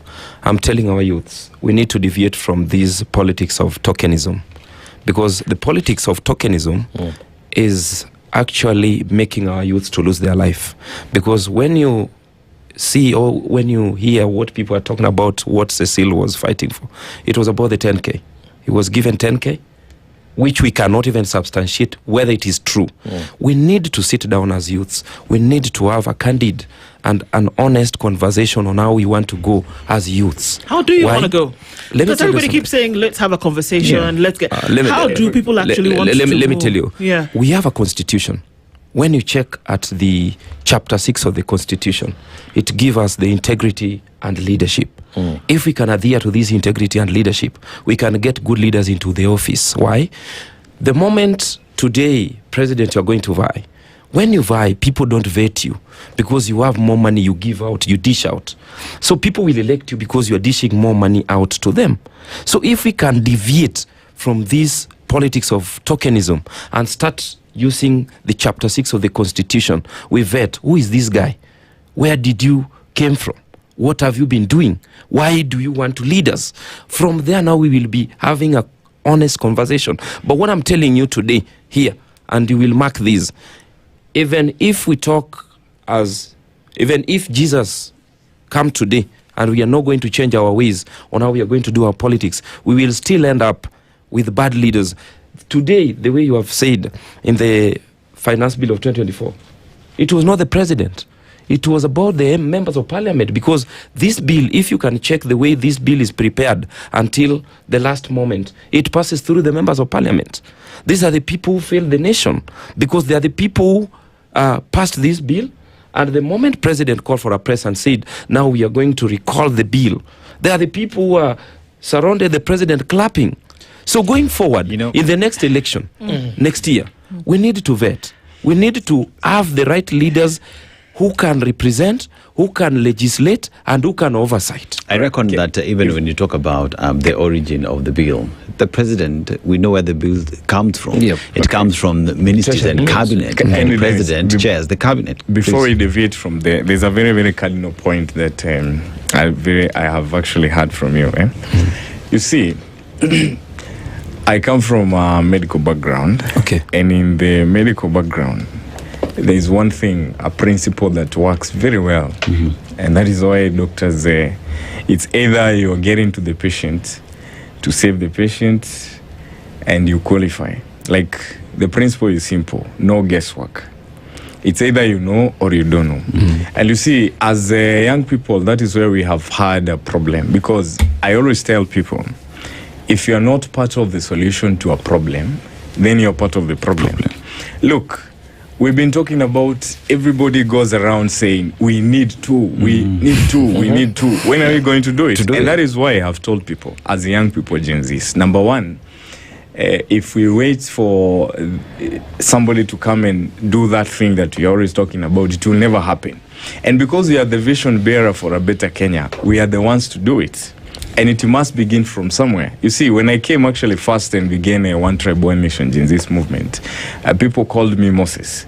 And of course, you see, the things we are doing, we are headed somewhere. When we can have a consolidated voice as the Gen Zs, not everybody coming from there, so that we are going to be in a position, if it is like, for instance, this finance bill that has just come, finance bill has come, then people, if you have a problem, we need to have our own structure and our own, our own order that actually we can canvass it. If it is the experts, as the Gen Zs, we discuss it, we agree. This bill, we have a problem with it, we have a problem with this, and how are we going to approach this? Because even us, and we are going to do this, you're going to watch this, moving forward, actually, you'll see us rise, and we are going to make sure the war is not over. You'll see what you're about to unveil. You see, if we have a good order amongst ourselves and say, this is how we are going to do it, and even moving forward towards 2027, you see, without our own order, I'm telling you, these are birds of feathers. It's not about sloganeering of one term, of two term, and the rest. You see, now, Gen Zs, we reach to a point, and it's like we almost lost the direction because of being leaderless. The aspect of anybody and everybody coming and speaking on our behalf. Can I ask, this movement that we talk about, is it an age movement? No. Or is it that Kenyans are looking for a change, and it just happens to be people of a particular age that came out and said, it is our time to move it? Because it seems as though what we are doing is segregating the desire for change to the Gen Zs. What is it here that we're talking about? Well, first of all, let me say, it is not segregating anybody. Kenya belongs to all of us. It's only that the idea and a dream for a better Kenya began with the Gen Zs. Did it? And of course, the idea for a change began with the Gen Zs. That is from 2024. Or was it an expression? Because, be careful, I'm asking. Did the idea of change start with the Gen Zs? Or did the overt expression of that change start with the Gen Zs? There's a very big difference between the two. Yes. Let me put it this way. You see, what happened is all the generations, of course, based on the status quo then, everybody was admiring for a change. But you see, the people who operationalized this fight, it is the Gen Zs, there we right? go. In 2024. And of course, at no point we have segregated anybody or said that this is actually for a certain age. No. As long as you're a Kenyan and you believe that we deserve a better country where we have the hospital, the health system working, the education system working, young people having employment, you see, and us doing away with this aspect of ndo upate kazi lazima you must be your second name, how much do you have, who do you know you get? And this is not actually an age-based war. Yeah, or a fight against bad governance. But it is actually holistically for all Kenyans who believes in that liberation. Actually, the best word is that liberation. And you see, what has been happening, fact that you hear us every time talking about Gen Zs, is because when we rose in the streets in 2024, it's majority of us who lost their lives. You had how many Gen Zs we lost in 2024? How many Gen Zs we lost in 2025? So you see, because we started this, we have to make sure that we finish. Finish it. Yeah. Well, Abo. Yes. Clearly, there is a sort of a consensus that we need a better nation, that we are not doing well. However you define that, we are not doing well as a country, we are not doing well as a people, and therefore we need to transform. We need a paradigm shift. If we continue with how we've been doing our politics, how we've been governing ourselves, and how we've been financing that governance, we are only growing ourselves into poverty in very many multidimensional ways. So there has to be change. We seem to agree on that note. The question is, how do we move from where we are towards a trajectory on where we desire? Because amongst you as a youth, there are those who are still saying, no, let's have a continuation of this regime for another 5 years. You've heard that. And then there are others who are strongly saying, no, we need to change. And even as we change, we want the young people to get into these offices. The argument also from other quarters is that these young people want to get into this office because they don't have jobs. They're simply seeking to secure jobs. They are not seeking to serve the nation. So you see, there are variations depending on who is telling the story. So the question is, how do we move as a nation? Because every nation that has risen, we've been given examples of Singapore, but there are many others, rose because the people sought to build their nation, sought to assume positions of servitude. These people, I don't refer to anybody as a leader. The president is not my leader. The president of Kenya, William Ruto, is my employee. I pay him to do the job. The governor, the same. The MP, they are not leaders in any sense. They are people whom we pay to execute certain mandate. Do we have that understanding that we are seeking to hire people, fire and hire people in 53 weeks, 54 weeks? And are we ready to know, or rather to start that journey of moving from where we are to where we need to go? Let's hear Abok first. Okay. That question, I can start it by, you see, democracy allows anyone to vie and to contest freely. And we understand that democracy is a rule of the people, by the people, and for the people. Now, the change that we want, I think before the late Raila Odinga died, he said that we need to have a national conclave dialogue where all generations needs to sit somewhere. We have a conversation on how we want to move our nation to the next level. We needed to change our constitution. To me, we were told when this constitution came to be that 75% is good, then 25% is bad. And by that time we were told, let us pass it so that we check on how we can change it.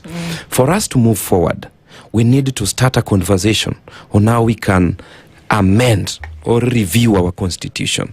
Because the constitution, it has passed around 10 years, I think so. So we need to review the constitution.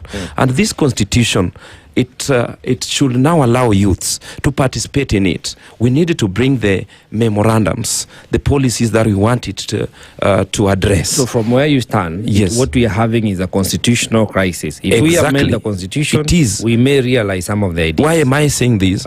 We need also to amend this constitution and give limits to some offices.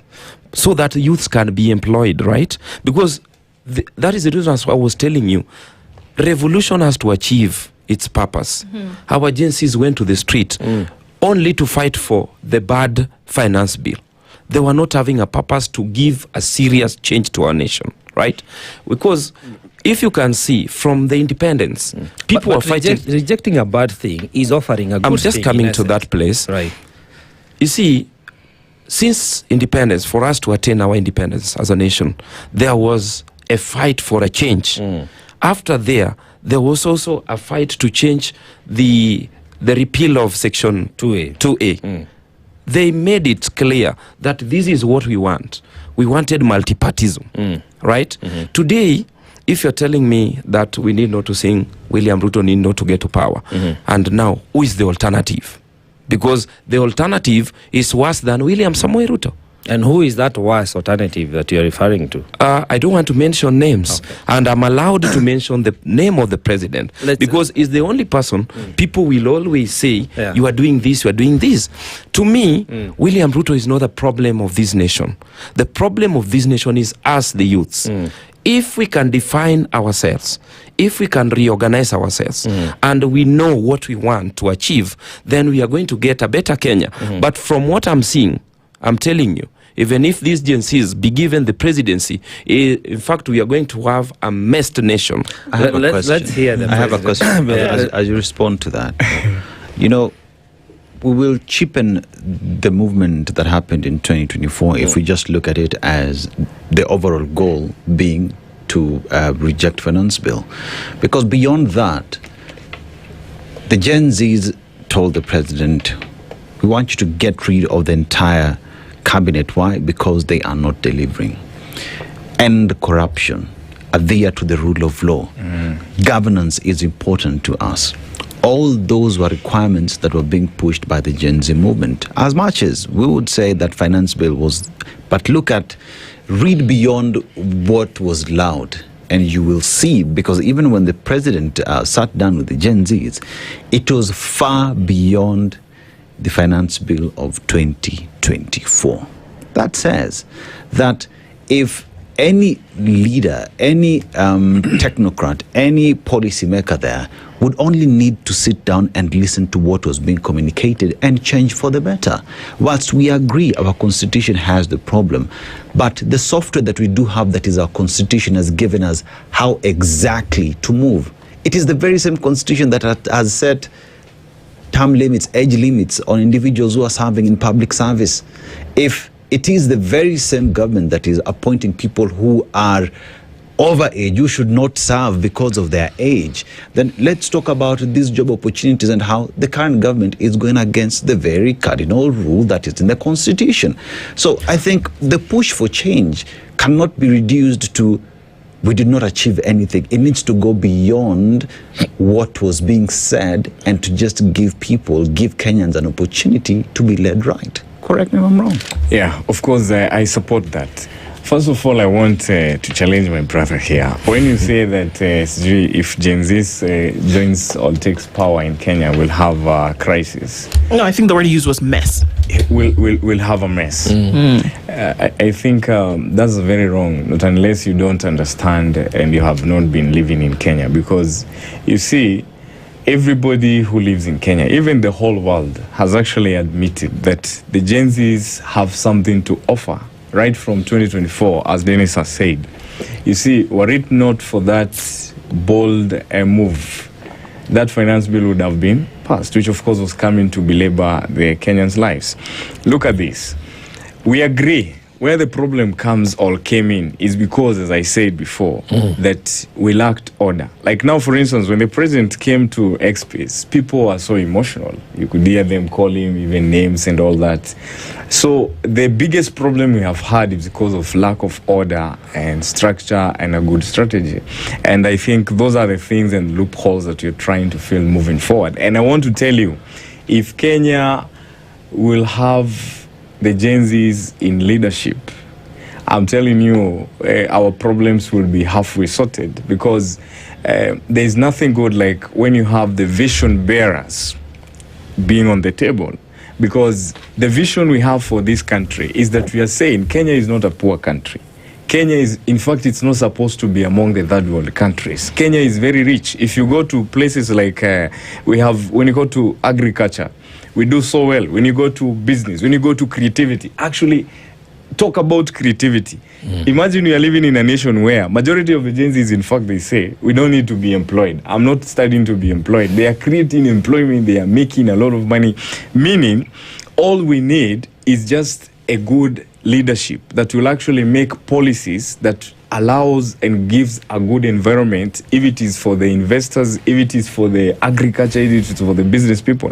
And you see now, where the problem came in is because after we came out and then we had these slogans, dominating, the slogans of one term, the slogans of two term. That is where we messed up. For instance, I'll give you a very good example. We had a very, very great, move and, mobilization technique for voter registration called Tukokadi. Tukokadi was working so well. We even could move from one place to another. We have people massively, voluntarily going to register as voters. But look at what happened. We agreed that we are not going to politicize anything among us for its success. Because the biggest challenge we have in Kenya is politicizing everything. Look at what happened. When Tukokadi, the politicians infiltrated Tukokadi. And some of us were actually taken in the treachery of actually saying Tukokadi means sijui one term. Tukokadi means Ruto must go. That is where we messed everything. Because of emotions. Yeah? We agreed. Yes, it is true. If at all, we need to chase this bad governance. That is true. So you agree with him then? Let me. No. I'm sorry. But if in a campaign where emotions took over, you're not really sure which way you were going, then it sounds like you're agreeing with him. Then if positions of governance and leadership, which is a little bit more intense, a lot more intense actually, then you're saying that emotions might actually rule the day. But you see, we have learned from there. That is why we have risen. Okay. Because we have learned from there that it's actually emotions that have actually been derailing the Gen Z's movement. Because like now, for instance, if Tukokadi, for instance, remained purely apolitical, without allowing one-term people, without allowing two-term people to infiltrate, that thing we would have achieved. The 15 million target that we had, we would have achieved within no time. But unfortunately, when the politicians came in, Tukokadi was actually completely destroyed to the point that we only registered 2 million and people lost Karumba, let me tell you something. These Gen Zs we are talking about, age is just a number, right? And today you might say that we are Gen Zs, you fail not to achieve what you want. Remember, there is generation that is coming. That is generation Alpha. Alpha will also come and tell you now we don't want to empower because your time is up, right? And I want to tell you this, all our politics are locals. And you have started seeing it. People are realigning themselves back to their cocoons. So this thing we call Gen Z, never again, it will again rise. Let me just explain to you. Just give me time. That one actually, that is your perception. Just a moment. I'm finished. Yeah. Okay. Yeah. There is these people who are saying, I'm sorry, we are Sifuna, right? There are these people who are saying, they are the same Gen Zs. They are saying we are Sifuna. There are these people who are saying we are Team Gachagua. There are these people who are saying we are Team Ruto, right? All of them are allowed. It is democracy that dictates to you that you can support any team that you want. Whatever I wanted us to discuss, we need to focus on how we can review our constitution. Why? We haven't reorganized our politics. Today, you might find somebody has retired from public service. He will join politics because he has money. And that guy will bring the politics of tokenism. Now, the politics of tokenism will actually divide all of us, even if he was fighting for one common agenda. Remember, before Gen Z's uprising, 2024. In your opinion, Okoh, yes, on that point of tokenism, yes, why does it work? It works because most of our youths, not all of them, some have good people, they know how to create employment, they are hardworking, but there are people who are lazy. They don't want to go out and work. Look, whatever is happening in South Africa today, you know, your fellow those people youth doesn't can want to hear work. you. Your fellow youth can hear you. Yes, I'm talking to them. Are you saying that there are people in the country today a campaign who don't have work? Because it's very important what you're saying. Because they're lazy. Are you saying that there are people in the country today who don't have work because they have chosen to sit and be lazy? Can I tell you something? No, I'd like you to answer that. No, I will just explain to you before I answer you. Today, Karumba here, he has told me he's a medical practitioner, right? If he's not going out to look for job, will that job come to you? But the government needs to create an environment where all youths can actually get employment. Is it? Today, we have what we call Nyota, right? If a working youth can go and apply for it, for us, we applied for Uwezo Fund. I want to tell you, we applied for Uwezo Fund. Just a moment, Karumba. We applied for Uwezo Fund. I can just take you guys to the ground. You can see what that Uwezo Fund has done to us. When was this? It is during the last... Uhuru's time? No, it was towards 2022. Okay. And we were given...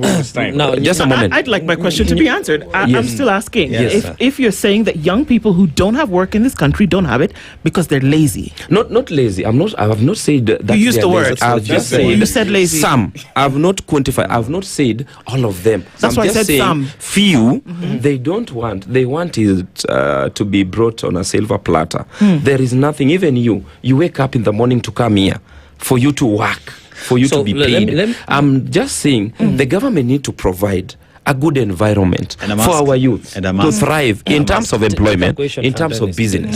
Just hold on. Where we find ourselves today, is the government creating an ample environment for businesses to be created, for jobs to be created? Yes. From a policy perspective. I can say yes. Here is the government. Just a moment, Karumba. The question has been directed to me. You look here, President William Samoei Ruto have stated it clearly that youth should go for Nyota Fund under the youth ministry, right? And there are some youths who are also working in this affordable housing. Yes, it is a temporary thing, but it can sustain you when you are looking for a good job. Now, I want the tax man. The president, let me finish with this. I have a question. Let me finish with this. You proceed. There is Kazi Maju. Which county is looking for this? Which county are you from? I'm from, right now I'm in Nairobi County. Nairobi County. Yes. Nyota Fund was rolled out in Nairobi County. How many people? It has gone even to Kisumu. No, I'm talking of Nairobi. You're Nairobi, where you are from. Yeah. How many people from your constituency even received the Nyota Fund, and how much of that was converted to employment or job creation? Now, for example, I have few youths who got the Nyota Fund from Kibra. From Kibra constituency. How many? Around 5 who got the Nyota Fund, and there are these other group also who were given as a group, right? They have transformed. In fact, those youths, they decided to go, they were given around 25. That's a total of 75. These youths have gone further. They have gone to these, we call it credit, what to credit. They have given out the 75. They have been given a motorbike. Today as we speak, they now have 2. They have paid. You see, Nyota Fund has transformed their life. There are also these youths. Those are 3. There are 3. Those are 3. Another one, I'm explaining to you. Another youths, they have transformed. In fact, they have taken this Nyota Fund. They have tried the Mutumba. They are now selling Mutumba at Toi Market. This is something that I can even tell you, and I can take you. You can see what they are doing with the Nyota Fund. How many? The question is how many? To me, I can just say there are around 10 who I know that are doing well with the Nyota Fund. Now, when you go to affordable housing, there are also youths who are working there. How many from your constituency that you know? That this data can be gotten from the ministry. No, you see, you're the one who is saying that the president has created employment opportunities, that the funds that have been rolled out are meant to empower the youth and create employment space. But I've explained to you if we cannot substantiate the numbers, then it invalidates the comment you are making, you're trying to assert. The point is this. tokenism, you say it is because people are lazy, or some of them are lazy, that they are not going out to look for a job. If I opine to you that tokenism prevails because of poverty levels, the multidimensional poor we have in this country are so many that any earnings from goons, from tokenism, however you want to call it, is the reason why that fertile ground is existing. Would you agree to that? And most importantly, you know, you say you're in the youth space and you're seeking change, but you sound to me that you're still defending the same illnesses we are trying to change. I mean, President Karumba, as well, even as you respond to that, we will equally not be lost to the fact that today investors, local and international investors, have closed shop. Why? Because of a taxation regime that has made it very expensive and difficult for them to operate in this country. Many news stories have covered here of how many Kenyans have been let go because of cost of doing business in the country, and that is coming from a policy direction. Anyone would tell you that that has contributed to the unemployment that we see today, that the young people who are busy waking up to go somewhere today don't have anywhere to go because of a policy direction, Karumba. Sure. In fact, I'm listening to my brother here and I'm getting shocked whether he lives in Uganda, because you see, first of all, young people of the Republic of Kenya are so diligent. They are so, first of all, they have done their part. If it is studying, if it is actually working, they are very much committed towards success. So saying that, I don't know, young people, they are lazy, that is something that actually I don't know where it has come from. But to be honest with you, let me tell you first of all, the problem here comes with policies, as Dennis has put it. Because you see, like now, when you talk about things like FDIs, the EPZ, it can, if you are honest enough that you want to help the young people with creating employment, would be actually seeing a lot of empowerment towards that side, and of course giving incentives to the foreign direct investments, so that at least you can create massive employment opportunities for the young people. But instead, I would like you also to follow from the statistics how many businesses and big businesses have closed and locking young people who have qualifications to work in them. Yeah. Now, here the problem is one. We are not, majority of the young people who are getting opportunities to speak, likes of my brother here, is that they are not talking from a logic, position and a sober position. Instead, you have said it very well that, I don't know, it's democracy for you to be supporting one term, for you to be supporting two term, for you to have this candidate, Linda Mon, and all that. But you see, again, if we are going now to follow the same nominals that have been there before, yeah, which have led us to where we are not going to achieve anything. Because remember, before then, our parents used to vote based on tribal lines. Mtu wetu, Mkikuyu, mtu wetu, Mjaluo, mtu wetu. You get?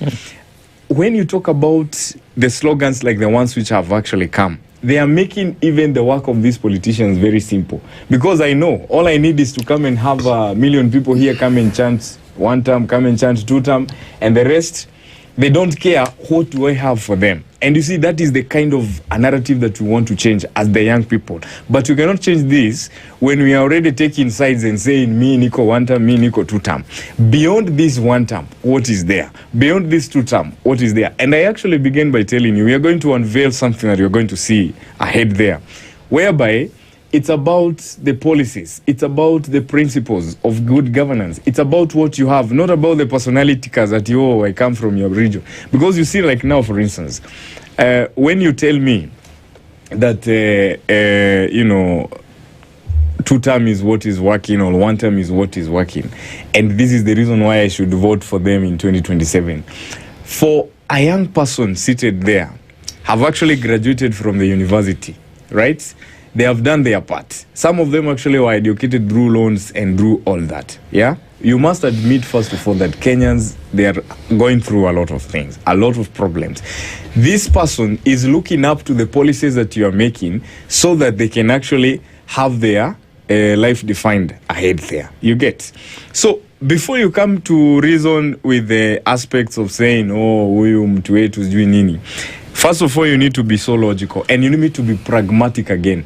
You see, in the last campaigns, 2022, we went to the mess because we depended on theories.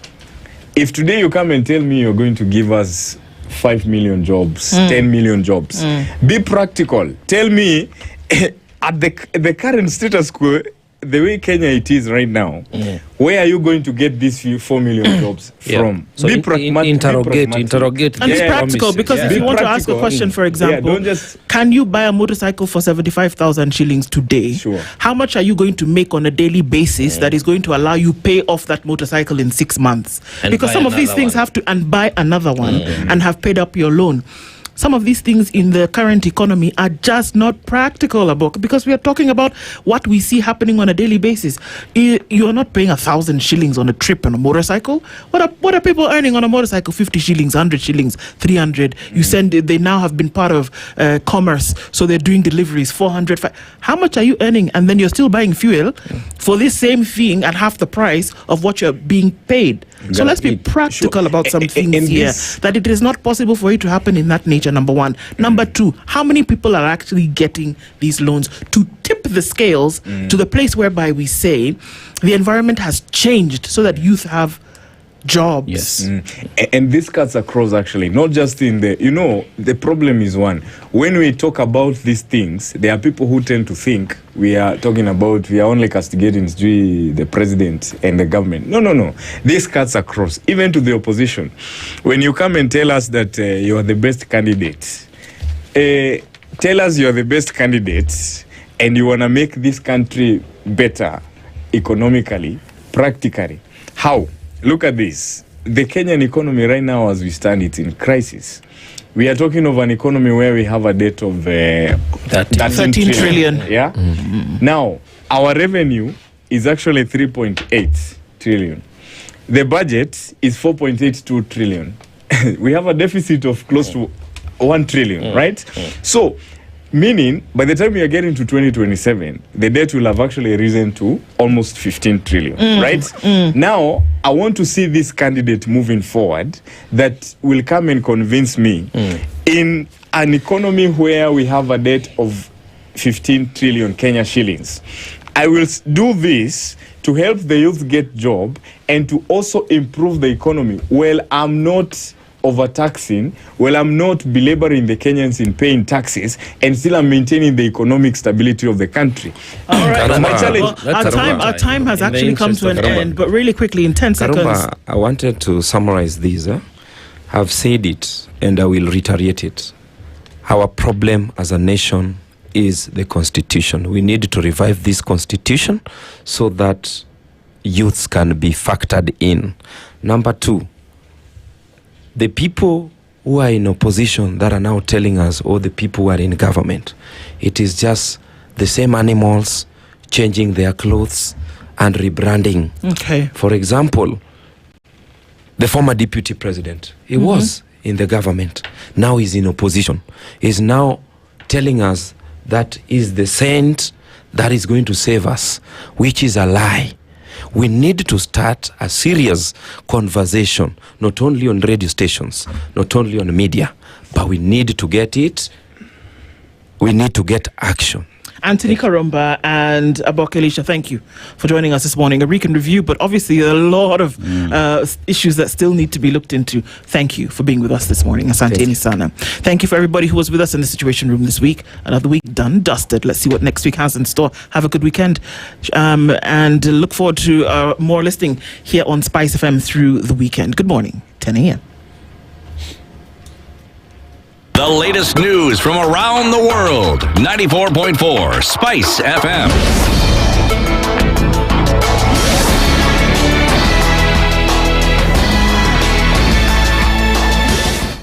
Good morning. This is the news. I'm Sheila Timbor. The Employment and Labour Relations Court has dismissed a case challenging the non-renewal of fixed-term contracts for 15 clinical officers at Kenyatta University Teaching, Referral and Research Hospital. The Kenya Union of Clinical Officers had argued that the decision was unconstitutional and discriminatory, citing staffing concerns and alleged unfair treatment. However, the court ruled that fixed-term contracts do not guarantee renewal and that employers are not required to give reasons once they expire. Justice Monica Mbaru also found that the union lacked the proper mandate and had not followed required dispute resolution procedures before filing the petition and therefore struck out the case. The dispute between Machakos Governor Wavinya Ndeti and the County Assembly is intensifying over delayed disbursement of funds. Ward representatives led by Kalama MCA Boniface Maeke and Masi MCA Douglas Musyoka accused the governor of failing to release assembly funds for the past 3 months. They say it is ironic that the funds had not been disbursed while the county government is facing allegations of financial mismanagement. In response, the Machakos County Assembly has initiated the process to impeach Finance Executive Committee member Catherine Mutanu, accusing her of abuse of office and lack of accountability in the use of public funds, among other allegations. Kwa County Assembly ya Machakos, tuko na wafanyikazi zaidi ya 150.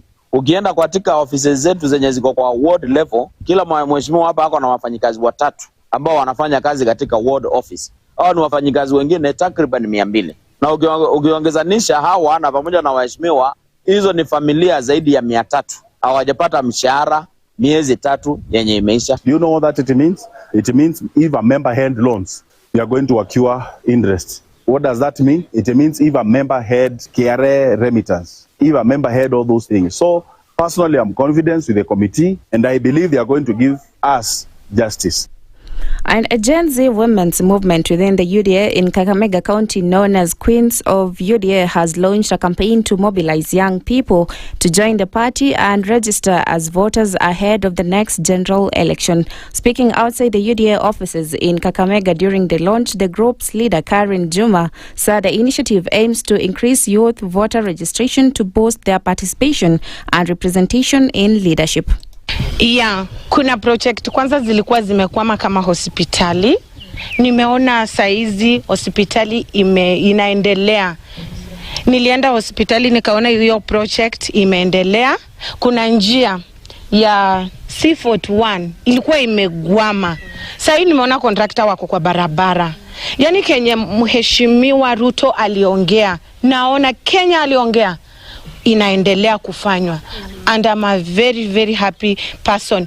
Kwanza hiyo affordable housing imepea vijana wengi sana kazi and I'm very impressed. Soko amefungua soko, ukienda hapa town